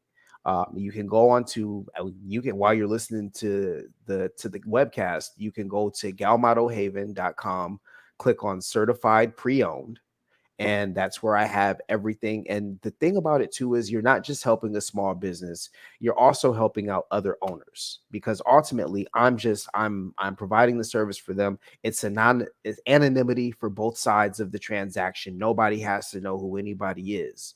And a lot of guys, when COVID hit, they had to do something to generate some funds, and I was able to help with that, which was really nice. So how much do you need to spend before the doll starts to feel like the real thing? The lowest price dolls I have on my site are generally about 3,000 to 3,500. Those are probably a little bit older. The newer dolls I have are going to be close to real doll prices, but you also are not waiting for 6, 8 months to get your doll either. You buy it and I send it right now, So I'm going to say 3,500. That's what you need to plan to think to start spending. Now, again, we're talking about silicone. I know Jay Lo knows a lot more about that TPE side. So he might be able to give you some recommendations that are at a lower price point. But as far as anybody that I've ever talked to that's owned another doll brand and owned a real doll said that there's not really a comparison. And I felt other brands. I felt the skin. I've seen the skeletons, felt the weight, and real doll is it, at least for the immediate future. like I always say, you can get into the dog game at a much cheaper price with reputable brands, you know, good brands. Like I mentioned, you can go through the links in the description of my video to find some of those brands. TPE as well as silicone. You know, you can come in at a lower price to get into the game. But specifically, what he asked was, how much does he need to spend before it starts to feel like the real thing? That was a specific question. Like I said, I have all of my girls feel good. My TPE girls feel good, not like human. I have another ultra realistic doll from a great brand. She feels great and she feels similar to human, but not like human, not quite like human. But let me tell you something.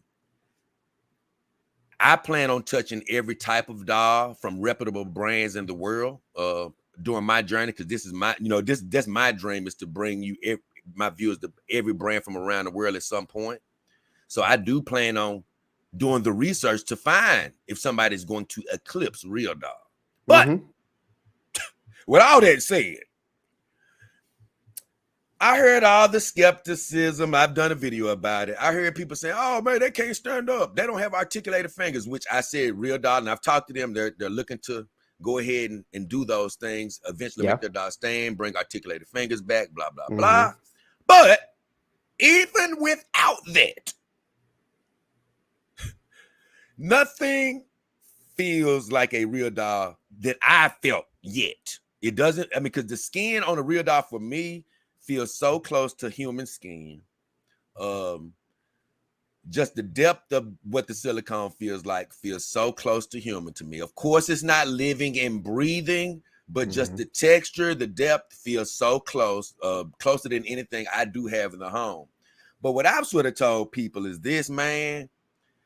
When I pick my doll up and sort of handle her or whatever, the way she sort of moves back, the physics of the doll is totally different than my other dolls. You know, you move a leg, the only thing is moving is that leg, not the whole body, really, And I just say, until I find out otherwise, I pretty much agree with you that it's the best route that you can go. As far as looking for the real thing, looking for it to seem like a real human. And they have the longevity is better than a lot of other brands too. Yeah, you're gonna have breaks and stuff and things that need to be touched up. That's what I'm here for. But you can expect that doll's user life to be 7 to 10 years, sometimes more. So when you're talking about, you can do things for then be. I don't like to use the word cheap.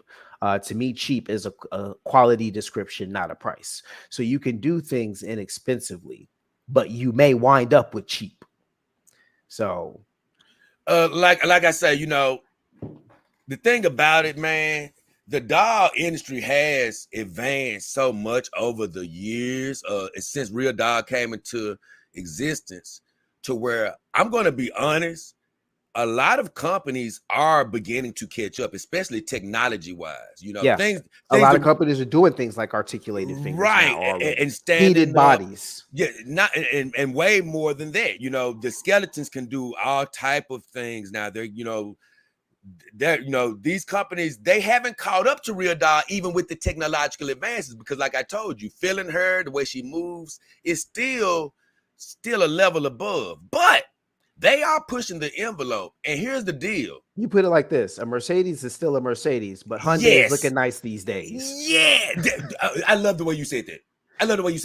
Because like I told people, everybody may not go to RealDoll, but this is a Rolls Royce. This is when you're just an enthusiast and you like, I want the best of the best. But I'm telling you, the game is definitely catching up. And I just want to say, like, even these $3,000 silicone dolls, $2,500, $2,700, they are of such a quality now that, like I say, they are not what you would consider cheap. They are just what you would consider affordable, Yeah. And they're making where the Chinese and the overseas companies are making headway. They're making silicone dolls, but they're making them a bit more affordable, and they are probably cutting down on the material, you know what I'm saying, that RealDoll is using.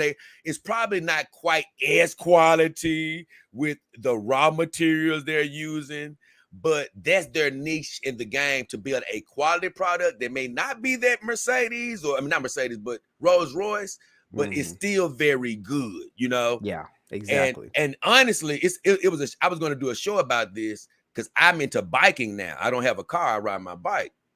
Well, it was this biking company called the Riley Biking Company, and they were known to be the best, made the best bikes, top standard in the world. Their bikes never broke. But along came a biking company called the Hercules Company that made things. Their bikes were sturdy, but they weren't as good as the Riley, but they were half the price. They eventually pretty much ran Riley out of business. And so that's what I'm saying. Even though RealDoll is the best of the best, they have to be aware for one, to maybe try to, which they talked about doing, scaling the price down just a little bit, because you don't want to cheapen something that's worth more because it's made in America.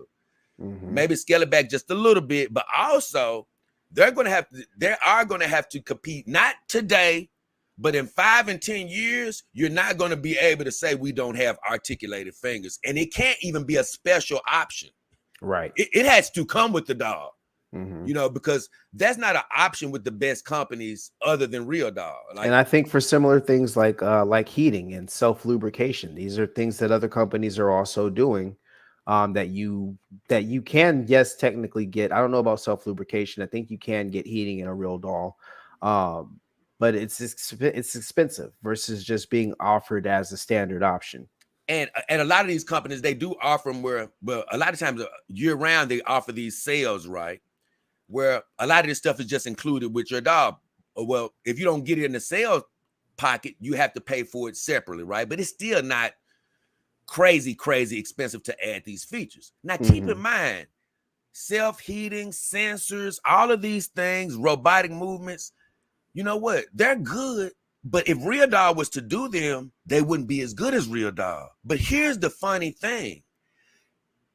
When I look back at my research, these are things that Matt talked about 5, 6, 7 years ago before these companies were doing these things. Well, that's what I'm saying. Things that RealDoll was talking about doing before them, now they have beat them to the punch. But I've done a video about it where RealDoll is so good that even that they beat them to the punch, they're still ahead. They're still ahead. But they can't keep along those lines. And brand recognition is a big deal. RealDoll, pretty much, if companies were attempting to do some sort of doll media, that's who they came to. One of the first things that I get when I tell people about what I do in the company that I work with is they say, "Oh yeah, I remember that special on HBO years ago. Right. I saw that thing on Vice. I'm on Netflix on a thing that BuzzFeed did when they came into RealDoll when I was doing my internship there." What is that called? I think it's either Follow This or Now This. Let me look it up because I always get it confused. Yeah, man. I'm gonna go look at that. Yeah, but it's on Netflix. Let me pull it up real quick. Is it just a small segment on RealDoll, or is it the whole thing? Or yeah. Oh, hey, hi. Did I wake you up? Yes. I'm sorry. Go back to bed. I'll be done soon. Man, I'm sorry I got you on here so long, man. I ain't even asked you half the question. Yes. So it's called Follow This, and it's on Netflix, and you'll see there's actually Tanya is the thumbnail that they have for that episode, and I'm in it for like 15 seconds. I got to talk a little bit, but I am on Netflix, so there's that's great. That's great. That's great, man. That's great that I definitely wanted to know that, man. But I tell you what, I don't want to miss anything. So look, let me give you a little rapid fire. So let's go. Let's do a quick 10. So what does Galmato Haven offer as far as the insurance plan? Let's hear it. So there's two. There's one for new dolls that are up to 6 months old. Some guys, a lot of times guys will buy that one before their doll is even complete, because if you buy it ahead of time, I give you an extra 6 months. And that covers basically everything. Like you talk about the spa day, but the truth of the matter is once you're covered by an insurance plan, basically every chip out here is a spa day, because unless I need to buy a part from Abyss, I'm fixing everything that needs to be fixed every time she comes, because you're not paying for it anyway. So what am I going to do? Like fix the thing that you asked for and not see that there's a finger poke and not fix that too? So basically that's how it works out. Yeah, I still mention the spa day, and yeah, guys still send out, yeah, I'm gonna use my spa day. But the truth of the matter is, anytime your dog comes in here, I'm gonna fix whatever needs to be fixed. So there's that one, and then there's a 3-year plan that is for dogs that are 7 months and older, all the way up to 7 years old. And that covers all the same stuff. There's no difference as far as what's offered with the plans. They're just priced differently. One, to incentivize people to get them sooner, and two, because the older a doll is, generally the more stuff I have to think is going to be wrong when she's coming in. So it encourages people to take care of their dolls, and it incentivizes them where if an issue is starting, guys are quicker to contact me, where I can either advise them on repairing it themselves, or if it needs to get out to me, we get out to me before a little thing becomes a big thing, just like going to the doctor. Okay. Now listen, so let's get into the meat of this. Oh yeah. I've been waiting for you to ask the question. I'm gonna let you ask it before I answer it. Right. So let's get into the meat of this. Now listen, I'm gonna be honest with you. I actually love the fact that you have an insurance plan. Let's just get that out of the way. I love the fact that you have it. I just don't really love necessarily the way that it has to be deployed. I remember when you first got into the game, and I didn't quite understand what you meant when you first said that, but you was like, "Hey, I'm gonna start, this service. I'm cool with pre-existing conditions and things of that nature that you have with the doll.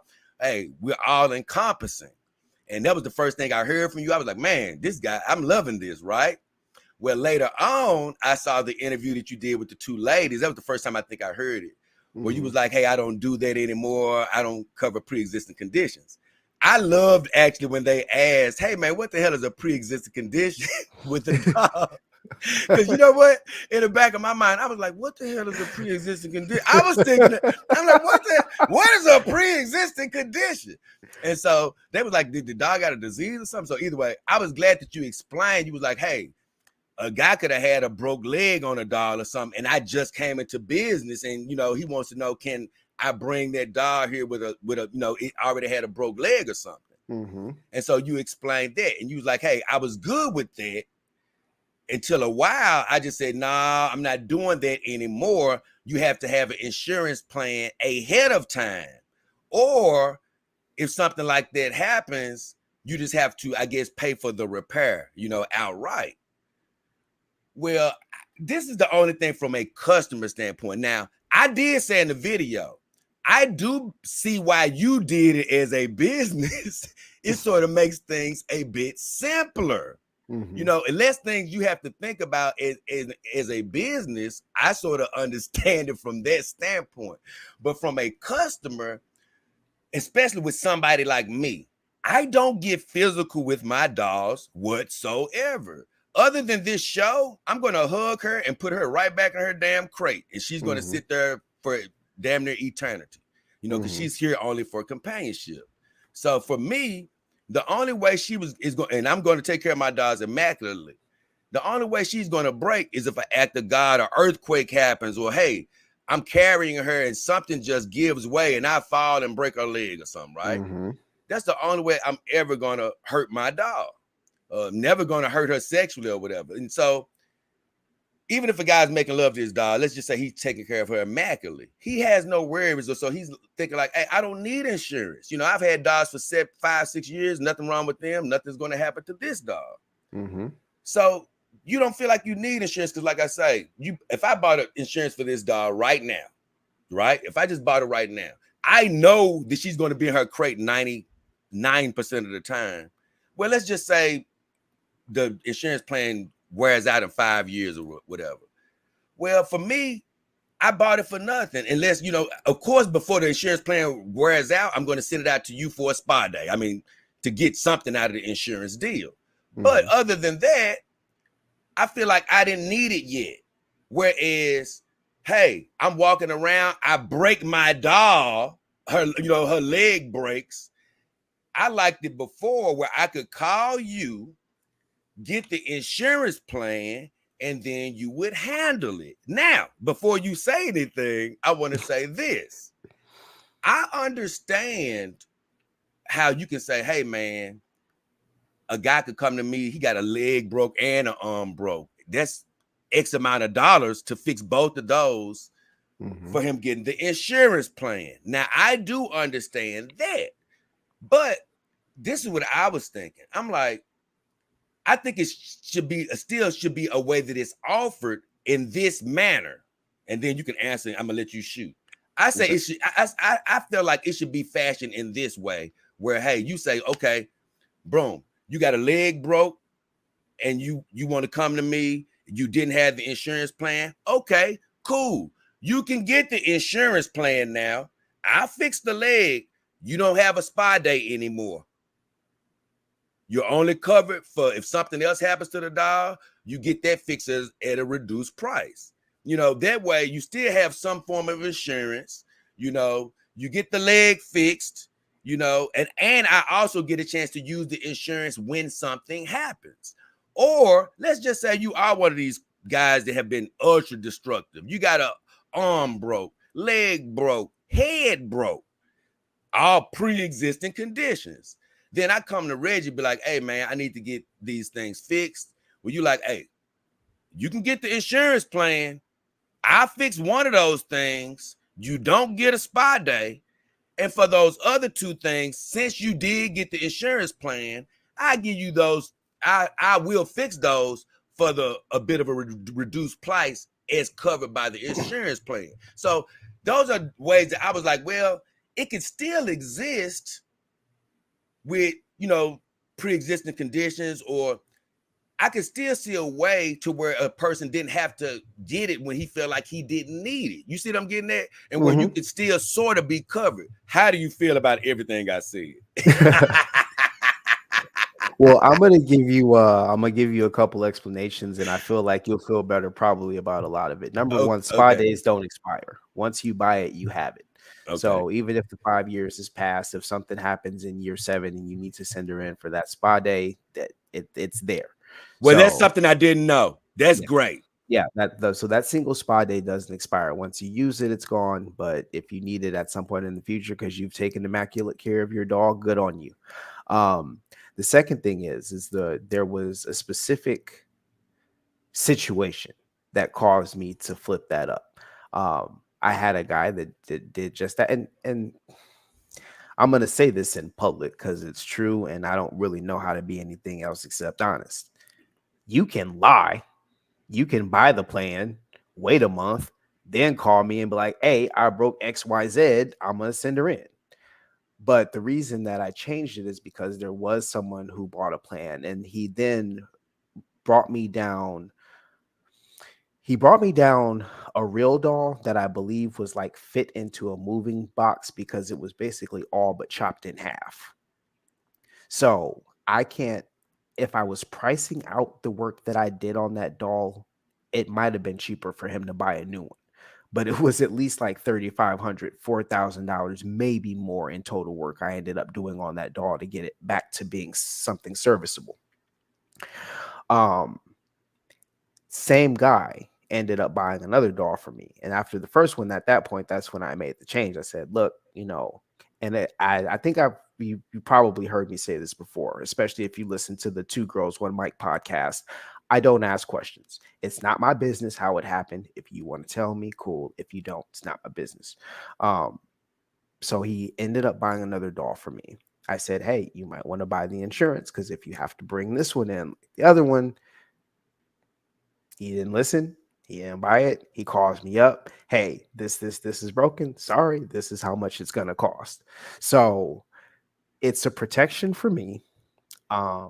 It is a business-driven incentive because when those insurance plans are purchased, it does allow me, capital to run other parts of the business, get supplies, have everything that's needed so that I can take care of my other customers, have something that's there for when your doll eventually does have an issue and needs to come to me. So yes, it's business driven, but it's also meant to be a lookout for the customer. When I first introduced these plans, the protection plans were $3,000. It was 3 grand for these plans. I dropped it down over 60%, 66%. And so that was the trade-off. I'm going to make this way, way cheaper. But if you're going to do it, you got to do it. And so there's still, all the benefits are there. I didn't take away any value. I just dropped the price way down, but that was the trade-off. I can't lie. I do think it's a great price. The insurance plan is definitely, because I was actually doing the show, and I think Austin and some other people were talking about, hey, it doesn't cost that much. I was like, no. The price of the plan, I love it. Hey, it's a great price now. Don't get me wrong.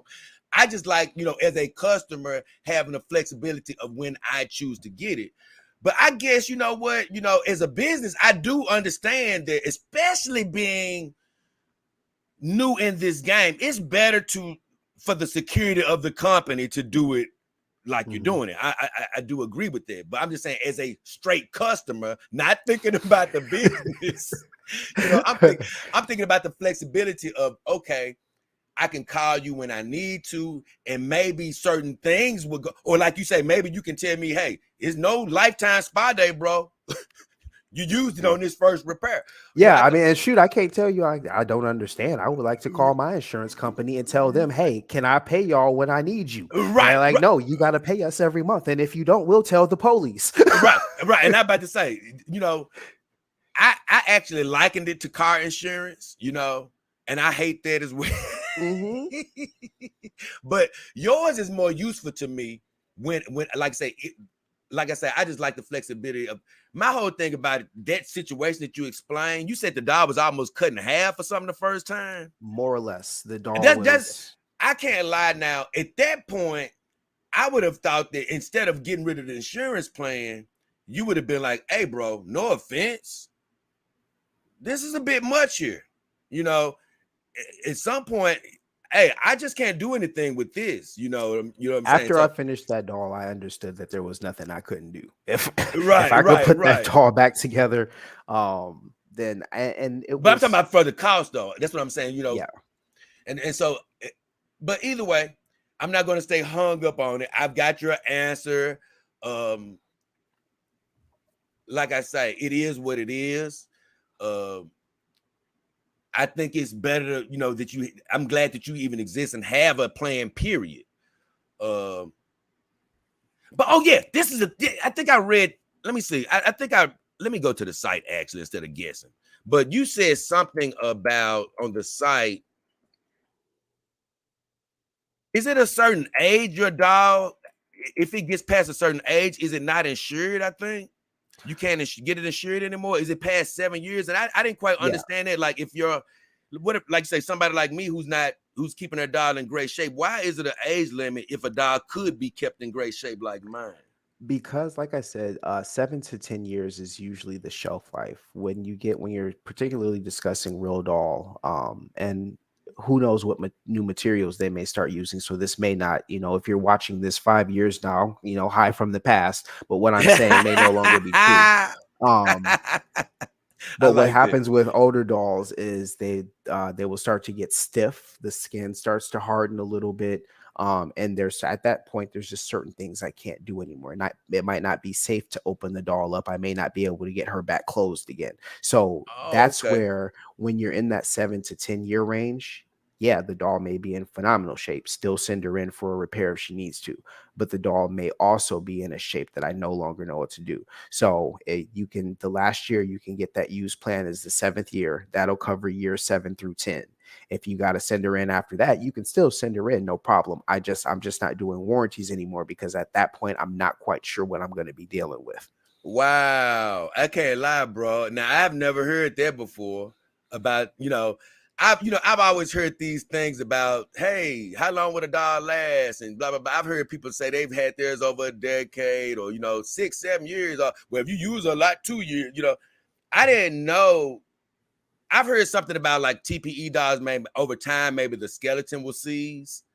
But I've never heard this explanation that, oh man, like even if I keep my girl preserved, just relaxing in her crate, that she's literally going to, her skin and stuff is literally going to just start seizing up or getting hard. And I didn't know that was actually going to happen to her, where she was just going to literally deteriorate even without using her. Yeah, and that's something the more so that you see again, like I said, formulas change. RealDoll used to use something called Tincture for their dolls, and that's something that's more prone to that. They haven't been using platinum long enough at this point. I think they switched over in 2016 or 2017. So those dolls are just now starting to get to that age where we're going to find out how they react in the later years of their life. So, like I said, what I'm saying may not be accurate for your doll, at the time of whatever you're watching this. Right. But based on the data that I have now, that's how I had to act. Okay. Well, that's actually new information for me. I'm glad to hear that. I was actually told that my doll was probably part of a new solution that they were using over there to make them even softer. And I'm gonna be honest with you, it seemed like it's working because this girl is super duper soft. Yeah, I have had a few. I've had a couple recently that have come straight from the factory, from owners that they canceled before they even received the doll. They wanted to get it out to me to get sold, and yeah, they're feeling pretty good right now. What's coming off the production line? Man, I heard you say something about you couldn't work on a doll because it was poured too soft. I'm like, well, what does he mean by that? The only I don't know if there was a specific doll in mind, but I don't work on the robotic faces. No. You said it was somebody that sent their doll in, and you was like, hey, it was poured. The doll was poured in such a way to where it was basically starting to melt, more or less. But you said that was due to the way it was poured, though. Yeah, there's the mixes are very precise that they use. And if the mix is slightly off, the doll can come out and be fine. And then as those chemicals are reacting in a certain way, they start to break down, and the doll just basically gets mushy. Oh, okay. Because I didn't, is it not knowing the jargon, so to speak, I didn't really know exactly, what you were meaning by the pour wasn't right. Let me see.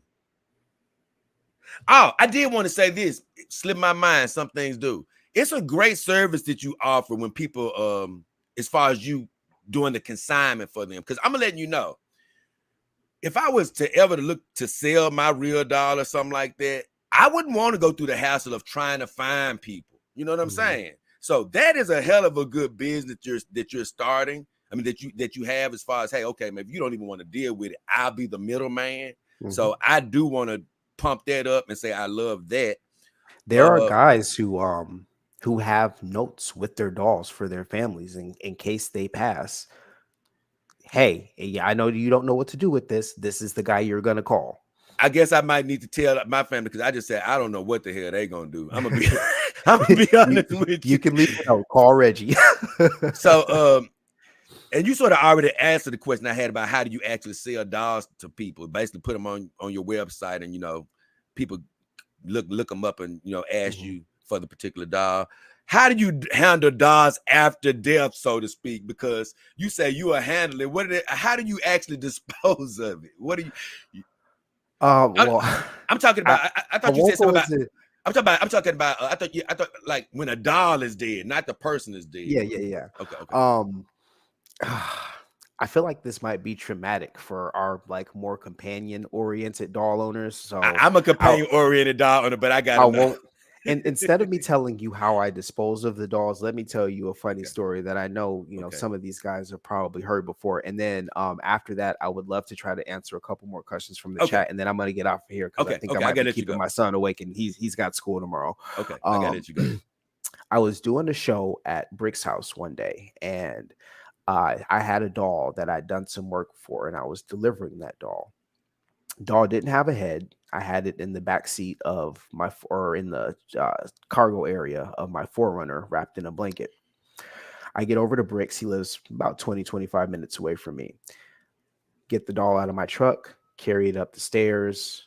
We get started on the show. We're sitting there, we're talking to people. I think Austin might have been in that day. Austin, you could let me know if you were. I think he was watching.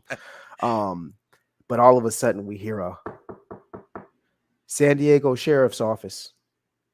And we're like, what? San Diego Sheriff's Office. Oh my God. So Britt gets up, he goes and he opens the door, and there's two deputies at the door. And they're explaining that they got a call from a concerned neighbor because, and he pauses, he goes, well, they said that there was a black guy carrying a body up the stairs. Oh my God, man. So we invite them in. They actually end up basically becoming part of the show. Brick's got all the dolls lined up around the room, and we've got these two deputies in there because they thought, I guess for some reason in broad daylight, I was carrying a body into the house instead of out of the house. Right. Oh my God, man.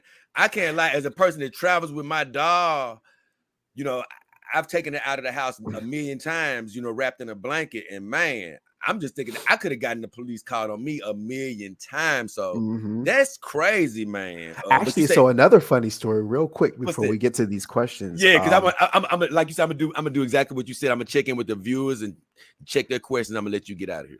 There was a gentleman that hired us, and this is when Alex was still part of the company. He was relocating. As a matter of fact, I think he might have been going to Tennessee. But he was relocating, and he hired us to come get his dolls out of his third-story apartment and get them all shipped to his new place. So he's on the third story. There's no elevators. So we had to, the doll in a crate, too heavy even for two guys for doing 3 stories. So we went, got the dolls, took them down first, and came back for the crates. We wrapped all 3 of these things up in blankets, and it's me and him carrying them down 3 flights of stairs. Hey, man, that ain't easy to do. People are seeing us, and I swear to God, I thought, and this is even before the thing happened with Brick. This is before that even. So I'm waiting for somebody to call the cops on us. But there was some maintenance guys there that worked in the complex. They're driving around on their golf carts. They see us. And eventually it got to be like, damn, if we really did kill some people, nobody even gave a shit. Right. People, hey, that's sort of how it is in Memphis, though. You could get away with something like that here because people gonna be like, that ain't my business. Hey, bro, hey, I don't know what he doing. Look, forget didn't that, see bro. nothing, don't know nothing. Right. So I guess in a way, I thought it was sort of bad they called the police on you, but in a way, it was actually concern. Actually, we'll just say it was concern. Yeah, so, it was concern. So it was some peeping out of the window, nosy neighbor concern. Let's see if I can find any more good questions. And if you see anything, point them out to me, because you seem to find them before me, and I'm the one that's, running this show. Somebody said 50 Cent says that definitely helped to normalize companion dolls. I wonder if we can do 100 people. Oh, okay. I don't know. I guess he's talking about going out with the dolls. Let me see. Oh, this is sort of what I was telling you earlier. Dude said, so true. Even the man who bought the first Model T car was looked at as strange. So basically saying how your business may be looked at as strange today. When you're sitting in that Fortune 500 seat, people are gonna be like, damn, Reggie was a damn genius, man. What the hell was we thinking about? Here's a question though.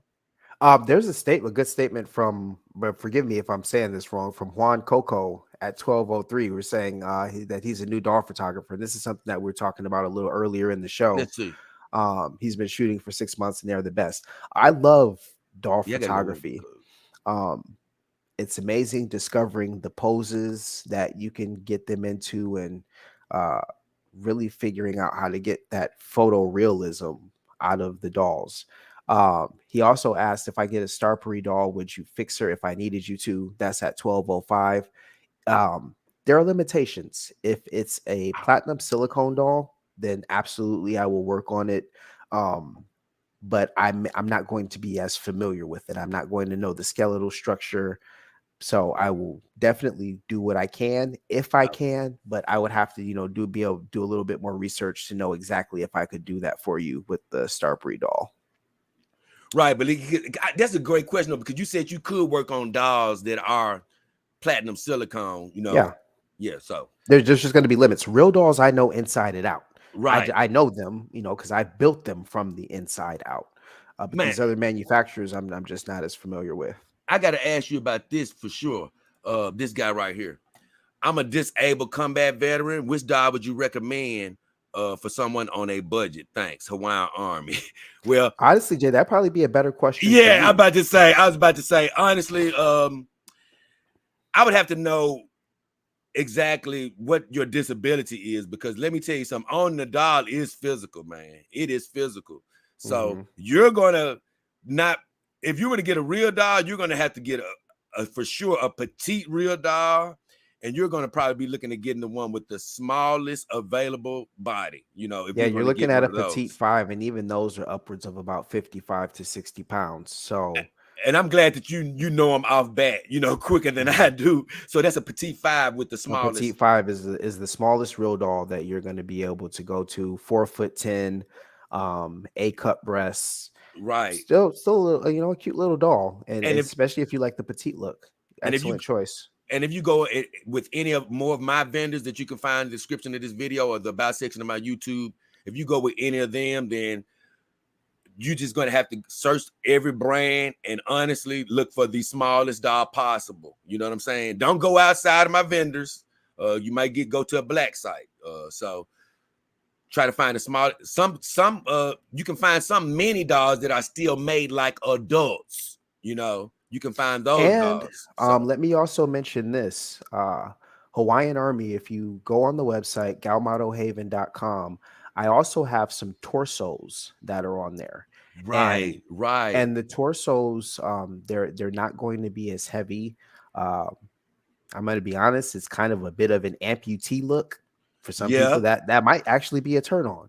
But you're talking about a much lighter package. You can have the head on there, and it's still good use if you wanted that kind of that body pillow, that cuddle session.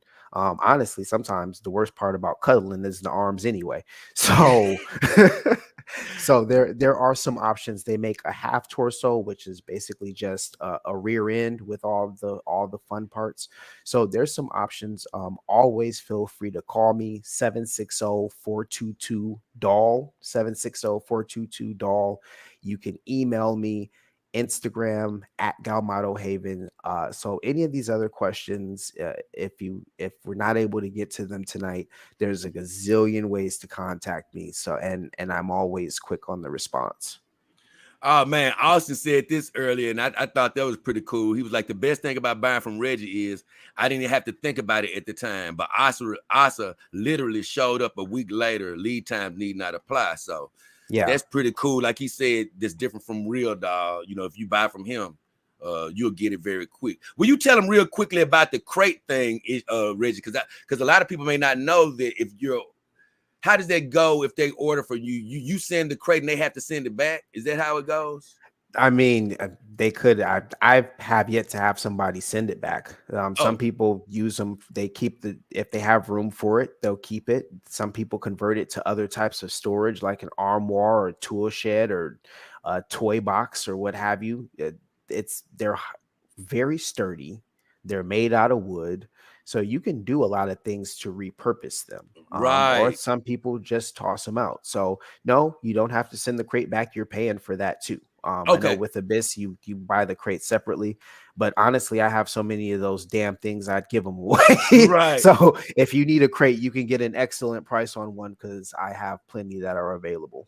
And I think that's where I got confused at. What it was is you were saying, hey, if you send them for repair and you don't have a crate, then they can get in touch with you. You'll send them out a crate. I think they have to pay for shipping. And just so you're aware, shipping a crate is the same price whether or not there's a doll in it. So if you need a crate, you're paying that full charge shipping 3 times to get the crate there, get the doll there, and then get the doll back. So that's the downside. But if you need it, it's possible. And Austin said the price was very reasonable. Great. Thank you, Austin. Human Coco became a YouTube member. Thank you, my friend. Let's see if we got anything else. So let him get out of here. I see one more from Juan Coco at 1210. Have you ever thought about starting your own manufacturing factory here in the U.S.? Let me see. The yes and no. I have some ideas for the industry that I think would be good and useful. But right now, it's the companies in the Asian market that are really coming at the market very aggressively. And especially over the course of the next 5 to 10 years, they're going to be very difficult to compete with. So we'll see. Right now, my goal is to be the doll doctor. And should the singularity ever hit, if the AI really ever does take over, I just want to be the guy that's always been taking care of them. So maybe, so I can be a house human instead of a field human. I can't lie. I have very strong feelings about the whole, because people have asked me, man, when we're going to get actual Terminators, when we're going to get actually Blade Runners. And for me, the way I see human technology, I've seen these advancements, blah, blah, blah. I've seen robotic arms on desk since I've been alive. Like I told him, I say, for me, we're not going to see a robot capable of doing what a Terminator can do. I'm talking about completely operating on its own, thinking on its own, walking on its own, doing all that. I say, I wouldn't be surprised if it's 100 or 200 years before we see something functioning at that high of a level. I think we have the two the technologies are operating independently right now. You have a lot of advancements in AI where at this point you do have AI that's pretty much capable of functioning independently. And you have a lot of robotics companies. I don't know if you follow some of these companies on TikToks. They're making some pretty cool advances.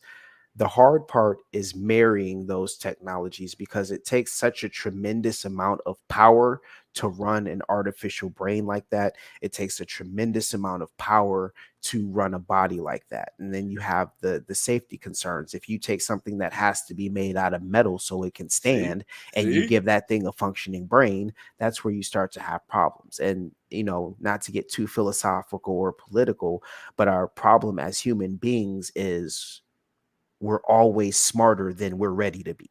So we've got these great concepts that we're too stupid to use as effectively and properly as we could. So this could become a very bad thing, or it could become a convenience to the elevation of humanity. It remains to be seen. And I don't want to keep you here too long. I've talked about this subject a million times, but like I said, I was telling people, for one, it's the technological aspect of putting that together. Not only getting the arms and legs to move, but if you want to make them a companion, now you have to condense all of this into the actual human form and make everything look just like she looks, but it can move and walk just like a robot. That is very hard to do. That's for one. But for two, one of the biggest obstacles is going to be what you said. The political part about the safety issues is going to be so much paperwork tied up into allowing these into the personal home, where, like I say, it's going to be generations before I think we see an actual Terminator in homes because of the safety issue for a machine moving around your house autonomously with that much power, that much weight. And not only that, it's going to take a lot for this to be affordable for the average home. Exactly. When it's actually made, I'm talking about when the true Terminators are made. I've tried to tell people this. It's going to be the top percent of the richest of the rich is going to have these things at first. Well, it's the government that's going to own the Terminators, and that's going to be the problem. Right. But, they're going to be going to war first. Elon will be the first one probably that has one as a bodyguard. And I can't lie. That's why I love Matt, because I've talked about this in another show. Is I'm like, you know what? And actually, people overseas in China, they're actually working towards the more humanizing the robots, as opposed to seeing them used for maybe potentially war purposes or things like that. You know what I'm saying? So either way, I didn't want to stay on there too long. Let me scan through here real quick. If you see something pointed out, because you beat me to it every time. Somebody said, I'm a silicone doll manufacturer in Taiwan. I also want to join you to. Okay. to exchange the exchange of silicone doll market. Hey man, hey, get in touch with me on my email. You can find my email and doll on my about section of my YouTube channel. I'll be willing to talk to you. Austin says, I think this show might have been before I got my doll from you, but I definitely watched this after the fact. What he's talking about the sheriff's visit. Okay. Over at Bricks, yeah.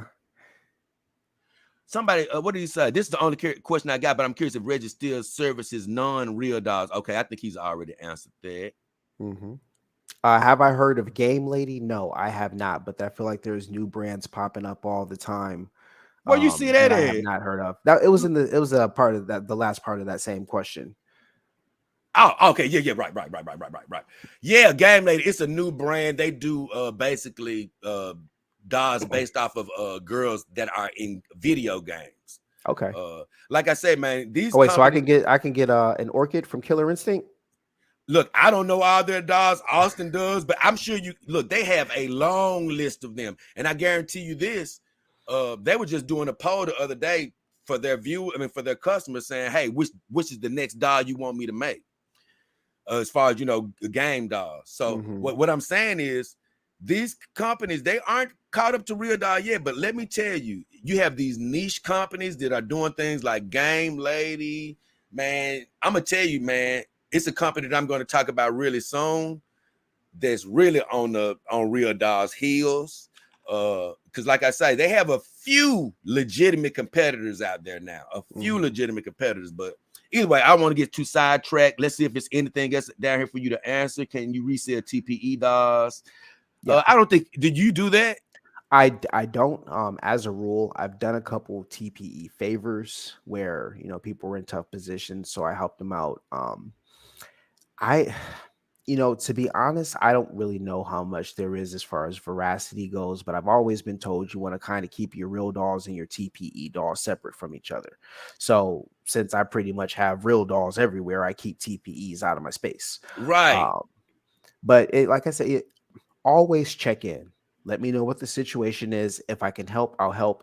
If not, I've got resources. There's been a couple of times where I've got a picture of a doll and I say, I'm not going to sell that, but I know somebody that'll probably buy it. So I'll shoot that text message. I didn't get anything out of it, but the deal got done. So even if you can't use me as a resource, sometimes you can use me as a resource. Right.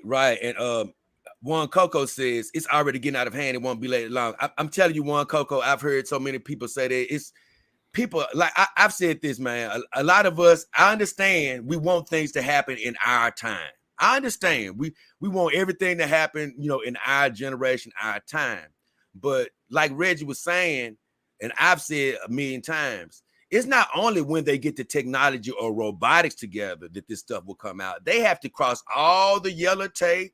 Then, like you say, it has to get to a point to where it's even affordable. Because once again, don't just think about a robotic arm moving on a desk. We're talking about a whole synthetic humanoid moving robotically on its own through your home, like a literal Terminator. It's going to take a whole hell of a lot to make that happen. Like Reggie said, it's going to take a marriage of all of these technologies, and it's going to have to be proven to be successful to the point where, okay, maybe it kills one person out of the billion times it was used, but you can't have, hey, yep, we got 10 deaths by robot last week. No, you can't have that, Yes, so, it's not a thing that you can rush to market. No. Austin did answer you since he knows a little bit more about Game Lady. He said Killer Instinct, probably not yet, but they got Tifa and Siri. All right. Yeah. So I understand you got your son that needs to get sleep. I want to thank you for coming on the show, man. Yeah, thank you for having me. Thank you for answering all the questions. Like I honestly, I'm gonna be honest with you, bro. I got a notebook for the questions that I didn't ask you. You got my contact info. We'll definitely do this again. Let me know when the next show is. I'll come back on, and we can go through all of them. And we'll plan it. We'll probably next time we'll plan for a night when he's at his mom's, so I don't have to worry about him. And honestly, man, hey, like you say, even the next time, if we don't get to everything, hey, maybe we'll do it another time. Yeah, we can turn it into a series. I'm here for it. Right. So God bless you. Thank you, Reggie, man. And honestly, like I said, you're an artist. I don't know where your spirituality lies, but I feel like God led you to do what you're doing. You're doing a great service. You know, I don't know about what the numbers are looking like, but I do know the success, overflowing success is in your future. And even if you don't have a RealDoll out there, man, I'm sure that you enjoyed, you know, hearing what Reggie had to say. Somebody just in his line of work providing this type of service to the companion dog community. So God bless you, man, and much luck on everything you're doing going forward. And can't wait to talk to you again. And have a good one, my friend. Thank you. And thank you guys for tuning in, giving us, 2 hours and 15 minutes of your evening. Again, if you need to get in contact with me, at Galmato Haven on Instagram, contact or Reggie at galmatohaven.com, 760-422-DOLL. Reach out anytime. You can call or text that number. I'm here for you guys. And guys, man, I appreciate you being here. Thank you for your questions. Thanks for being active. It's been a real good one, a great show. It's been me, JayDollKingHefner, the beautiful Ramaya Cloud. Got my girl, Secretary Tsunade, and of course, my special guest, Reggie from Galmato Haven. Go check out his site at galmatohaven.com. Even if you don't have a RealDoll, if you're thinking about getting a RealDoll, it's worth going to look over his services because he may be somebody you will need in the future. If it's nothing else but to get your doll renewed and looking as good as she ever looked, because I guarantee you, he's somebody that I'm going to do. And look, even though I told you I don't love insurance, I appreciate what he does. And you can guarantee when your boy get a couple of extra dollars, he gonna have an insurance plan. So I appreciate that. Thank you. So thank you, man. We're out of here, ladies and gentlemen. Like I say, God bless you. Whatever you're wishing for, hoping for, believing for, health, finances, new relationship, we're praying that you have it. Just believe it and you will receive it. We'll check back in with you later. We have the Power Hour regularly scheduled today. We're going to do that Saturday where I go back and answer all of your questions. But before I let you go, Reggie, is there anything else you need to announce to the crowd about what you got going on, where they need to visit or anything else? No, man. I just I see Austin said his goodbyes. Austin, I love you, man. You are a fantastic customer. I appreciate that you have nothing but good things to say, and I will always try to take care of you. Jay, I meant to comment, man. That intro was fire. You have bars on there, man. I was here sitting here, and I was like, yeah, let's get it. So that was the only thing. That was the only thing. I'm gonna go ahead and get up out of here. Thank you, everybody. I appreciate you. God bless you. Have a great one, man. And for everybody that was here, once again, I appreciate you, man. It's been a great show. That was my first guest, man. I want you guys to sort of excuse me. I did the best I could. I know it might have been a little rough at points. I might have overtalked a little bit. I'm glad that I still was able to get back to some of your questions, and hopefully all of you stuck around to see those. But like I say, I'm getting the hell out of here now. Thank you for seeing this show and stopping by, Austin. Great to hear from you, Power Brain. All my Dog King Army team members, Blue CCG, Juan Coco. Thank you for joining the squad. And I'm sorry I sort of overtalked you a little bit earlier, but I'm glad that he still went back and saw your questions. 50 Cent, new commenter, never heard from you. Morbin, everybody that was here, I appreciate you. Love you guys. It was a great show. Had fun. And like I say, just the beginning, man. Had my first guest, and it was great. Panny and her panties was here. The sexy, beautiful Panny. Glad you were here as well. So with all that said, guys, I've said my goodbyes already, but I'm going to say them again. We finna get the hell up out of here. Love you, man. Have a good one. I know a girl. No, not that song.